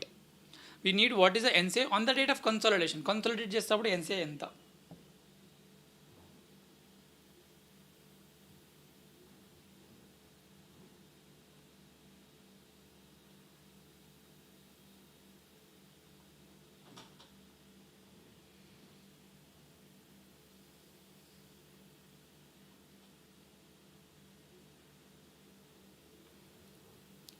Okay, I'll wait for 30 seconds.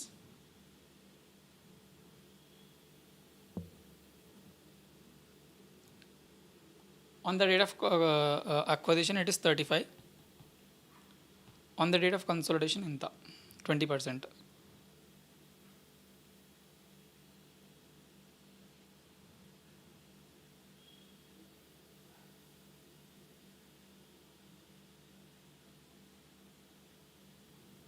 Okay, so వీడికి సెంటర్లో ఎంత profit వచ్చిందో చూసుకోండి.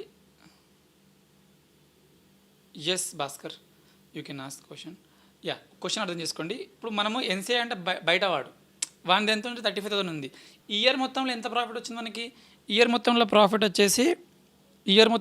వచ్చేసి 20,000 వచ్చింది. అంటే 20,000 ప్రాఫిట్లో మనం 80% అర్హులం.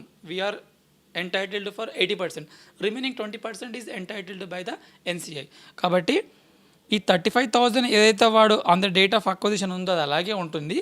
ప్లస్ ఈ మధ్యలో అంటే మనం అక్వైర్ చేసినప్పుడు క్యాలిక్యులేట్ చేసిన ఎన్సీఐ తర్వాత ఏం జరిగింది, 20,000 ప్రాఫిట్ వచ్చింది కంపెనీలో. కాబట్టి 20,000లో వాడికి వచ్చేది ఓన్లీ 20% మాత్రమే. ఎందుకంటే మనం 80% మనం కొన్నాం కాబట్టి వాడికి ఓన్లీ 20% ఆఫ్ 20,000 వస్తుంది. ఎంత 20 అంటే 2,000 4,000. సో 4,000 యాడ్ చేస్తాం కాబట్టి 39,000 వస్తుంది. సో మీ ఇమీడియట్గా నెక్స్ట్ క్వశ్చన్ మీకు ఏమొస్తుందంటే, సార్ మన డివిడెండ్ డిక్లేర్ చేస్తాం కదా, డివిడెండ్ డిక్లేర్ చేసినప్పుడు మళ్ళీ వాళ్ళ పిఎన్ఎల్ హిట్ అవుతుంది కదా, మళ్ళీ దాన్ని ఎందుకు కన్సిడర్ చేయట్లేదు అని చెప్పేసి ఒకటి గుర్తుపెట్టుకోండి. ఇక్కడ 31 మార్చ్ కోసం అడుగుతున్నాడు. మనం డివిడెండ్ డిక్లేర్ చేసింది 1 ఏప్రిల్కి అంటే మనము ఆ 30,000 కూడా మైనస్ చేసుకునే వాళ్ళం. ప్లస్ 20,000 మైనస్ 30,000 అని చెప్పి చేసేవాళ్ళం.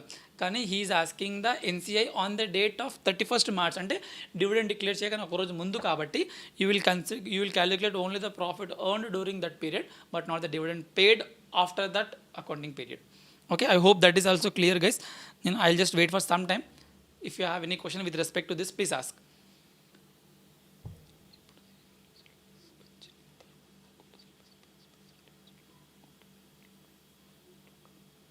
See,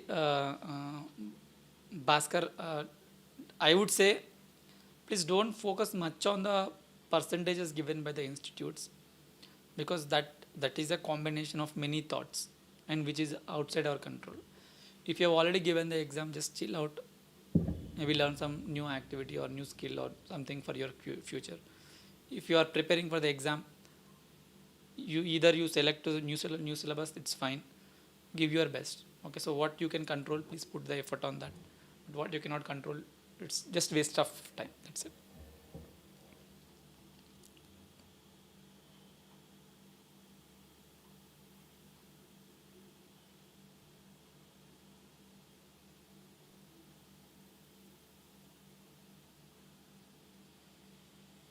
ఓకే, ఇది ఆల్రెడీ మనం చేసాము, సో దీని మళ్ళీ అవసరం లేదు. Yeah, so I'm going to the another question, guys. Continue to give your answer like this. It will also encourage me to complete the remaining questions. Elimination of intra-group profit on sale of asset by subsidiary to its parent. Holding company, subsidiary company. ఒక్కోసారి subsidiary company holding కంపెనీకి అమ్ముద్ది, ఒక్కోసారి holding company subsidiary కంపెనీకి అమ్ముద్ది. Treatment 80% same ఉంటుంది, ఒక్కటి దగ్గర చిన్నగా తేడా ఉంటుంది. సో అది మనం థియరిటికల్గా చెప్తే మనకు అంతగా ఎక్కదు, ఈ క్వశ్చన్తోనే చేద్దాం. ఓకే, బట్ అందులో ఉండే పల్స్ని, అందులో ఉండే మెయిన్ పాయింట్ని క్యాచ్అప్ చేయండి. పైన టాప్ నుంచి బాటమ్ వస్తే ఏంటి, బాటమ్ నుంచి అప్కి వెళ్తే ఏంటి, అంటే హోల్డింగ్ నుంచి సబ్సిడరీకి వస్తే ఒక ట్రీట్మెంట్ ఉంటుంది, సబ్సిడరీ నుంచి హోల్డింగ్ వెళ్తే ఒక ట్రీట్మెంట్ ఉంటుంది. You have to catch this. A parent owns 60% of a subsidiary.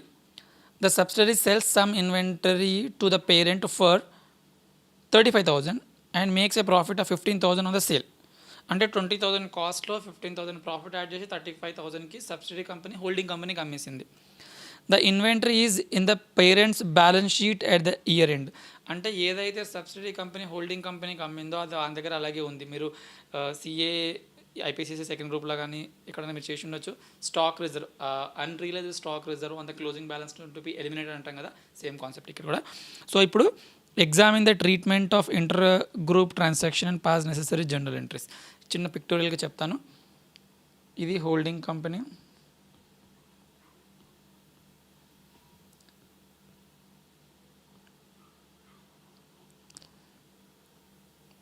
ఇది subsidiary company. Subsidiary company holding కంపెనీకి ఏం చేసిందంటే cost plus profit equal to sales. మనం సిబిటి ఫౌండేషన్లో నేర్చుకున్నాం కదా, ఇదే. Cost 20,000, profit 15,000, 35,000. ఏ స్టాక్ అయితే సబ్సిడరీ హోల్డింగ్ కంపెనీకి అమ్మిందో వాడికి క్లోజింగ్ స్టాక్లో ఉంది. కన్సాలిడేషన్ చేసేటప్పుడు ఎలిమినేట్ చేయాలి. ఏది ఎలిమినేట్ చేయాలి? ఇన్వెంటరీ మొత్తాన్ని కాదు, ఓన్లీ అన్రియలైజ్డ్ ప్రాఫిట్ని. అంటే ఈ 15,000ని ఎలిమినేట్ చేయాలి. Okay, so that is the treatment. ఎవరైనా ఎంట్రీ చెప్పగలుగుతారా? How do you right the entry for this? I just give 30 seconds. అంటే జస్ట్ ఒక అకౌంట్ డెబిట్, అకౌంట్ క్రెడిట్ అట్లా అట్లా చెప్పగలుగుతారా? రివర్స్ అవుట్ ఎట్లా చేస్తామా? ఇన్వెంటరీ ఆల్రెడీ డెబిట్ బ్యాలెన్స్లో ఉంది. ఇన్వెంటరీ వాల్యుయేషన్ తగ్గించాలంటే క్రెడిట్ చేయాలి. So inventory to be credited. మళ్ళీ డెబిట్ దేన్ని చేయాలి?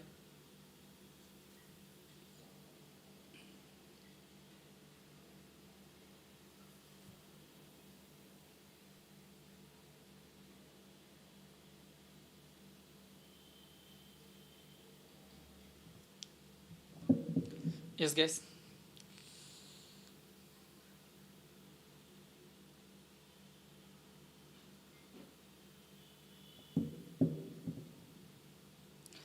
రెండు రకాల ఇంట్రెస్ట్ రాయొచ్చు. ఒకటి డైరెక్ట్గా అల్టిమేట్ ఎంట్రీ రాయాలంటే you can just eliminate this 15,000. మొత్తం ఎంట్రీ రాయాలంటే సేల్స్ని మొత్తం రివర్స్ చేయి, కాస్ట్ని మొత్తం రివర్స్ చేయి, ఆటోమేటిక్ ఎఫెక్ట్ పడుతుంది.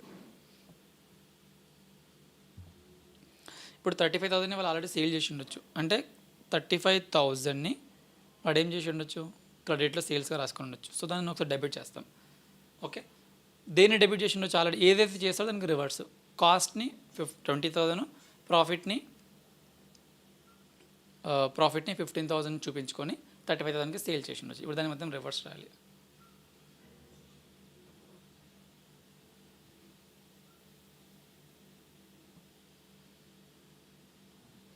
Who is giving the answer, guys?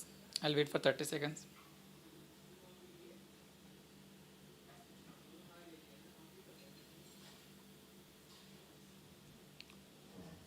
Hello, Banu Sri. Yeah. So everything has to be reversed out అని చెప్పాను కదా. సేల్స్ని క్రెడిట్ చేసి ఉండొచ్చు, మనం డెబిట్ చేస్తాం. So you can write revenue account 35,000. కాస్ట్ని డెబిట్ చేసి ఉండొచ్చు. మనకు నామినల్ రూల్స్ కరెక్ట్గా తెలిసిన వాళ్ళకి ఇవి చెప్పాల్సిన అవసరం లేదు. ఆల్రెడీ కాస్ట్ ఎక్స్పెండిచర్ని డెబిట్ చేసి ఉండొచ్చు, మనం క్రెడిట్ చేస్తున్నాం. సో కాక్స్ 20,000. ఈ 15,000 ఈ ఇన్వెంటరీ వాల్యుయేషన్ తగ్గిస్తున్నాడు. ఇన్వెంటరీలో నువ్వు ఆల్రెడీ 35,000 చూపించుకుంటున్నావు, దాన్ని 15,000 తగ్గించాలి. ఇన్వెంటరీ ఆల్రెడీ డెబిట్ బ్యాలెన్స్ ఉంది, దాన్ని మనం క్రెడిట్ చేస్తాం. To inventory 15,000. Okay, so this is the entry, guys.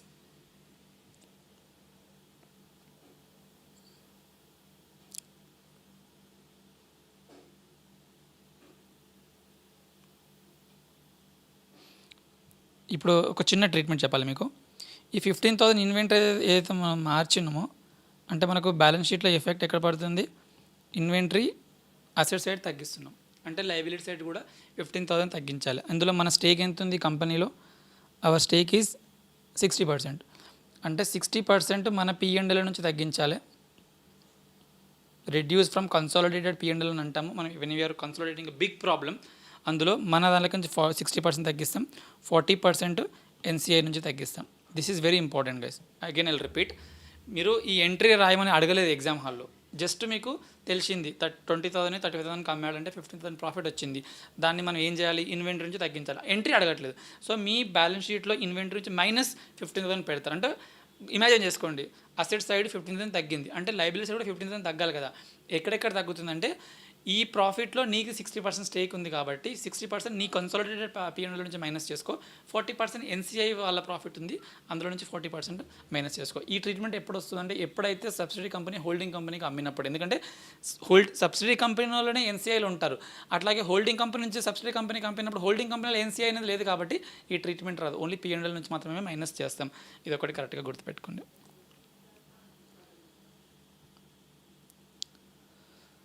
Last 15 minutes, guys. I just want to see how many of you are still there.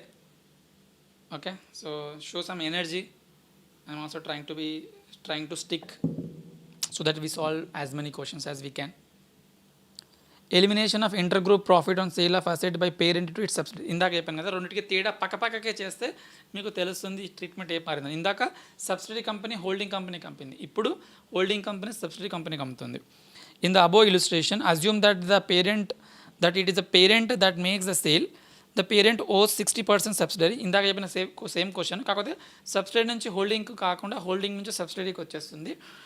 The parent sells some inventory to the subsidiary for 35,000 and makes a profit of 15,000. Same question. On the sale of the inventory, the inventory is in subsidiary's balance sheet as a year end. So closing stock laga subsidiary దగ్గర అదే amount అలాగే ఉంది. Examine the treatment of intergroup transaction, pass the necessary general entries. Entry సేమ్గా ఉంటుంది, entry సేమ్గా ఉంటుంది. సేల్స్ని reverse చేస్తావు, కాస్ట్ని రివర్స్ చేస్తావు, ఇన్వెంటరీ తగ్గించుకుంటావు. ఓకే, ఎందుకు సార్ తగ్గించుకుంటున్నామంటే, ఇప్పుడు హోల్డింగ్ కంపెనీ, నేను ఇన్వెంటరీ అమ్మాను అంటే 20,000ది 35,000కి అమ్మాను అంటే వాడి స్టాక్లో, వాడి క్లోజింగ్ స్టాక్లో 35,000 ఉంది. నేను లైన్ బై లైన్ నేను కన్సాలిడేట్ చేస్తాను కదా, అంటే వాడి ఇన్వెంటరీ మొత్తం నా ఇన్వెంటరీలో కలుపుకుంటాను అంటే కలుపుకుని 35,000కి కలుపుకున్నాను. కానీ దాని 35,000 వాల్యూ కాదు, 20,000 మాత్రమే వాల్యూ. అంటే రిమైనింగ్ 15,000 ఏదైతే ఎక్స్ట్రా ఉందో దాన్ని తగ్గిస్తాను, అంటే ఇన్వెంటరీని క్రెడిట్ చేస్తాను. నా P&L నేను ఏం చేసుకుని ఉండొచ్చు, నేను అమ్మినప్పుడు రెవెన్యూని 35,000గా చేసి ఉండొచ్చు, కాస్ట్ని 20,000గా చేసి ఉండొచ్చు. ఆ రెండింటిని రివర్స్ చేస్తాను. అంటే ఇందాక వచ్చిన ఎంట్రీ యాజ్ ఇట్ ఈజ్ వచ్చేస్తుంది.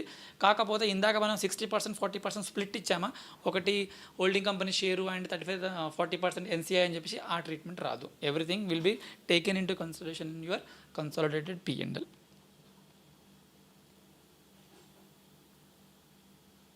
ఇది deferred tax assets questions. Let me know how many of you are okay to continue for some more time, or we can take these questions in some other sessions in the upcoming week. I will wait for a few responses, guys. How many of you feel that we can complete few more questions, answer chupetanu, few more questions like this based upon the deferred tax assets. అంటే questions అలాగే ఉంటాయి, కానీ అందులో deferred tax అనే కాన్సెప్ట్ని కూడా include చేసి అడుగుతాడు. How many of you are okay to continue for few more minutes, few more, maybe 15 minutes or 20 minutes? Or good to close and we can continue in the next week? Or you can solve the remaining questions based upon the same understanding that we have done. Anything is fine, guys. See, I have given you enough basics, enough points upon which you can start walking and solve the remaining questions also. Basic important points that in Japan. Or shall we close it for the day then?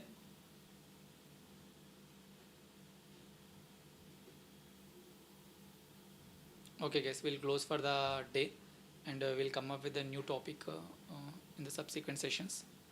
So thank you, guys. Good night.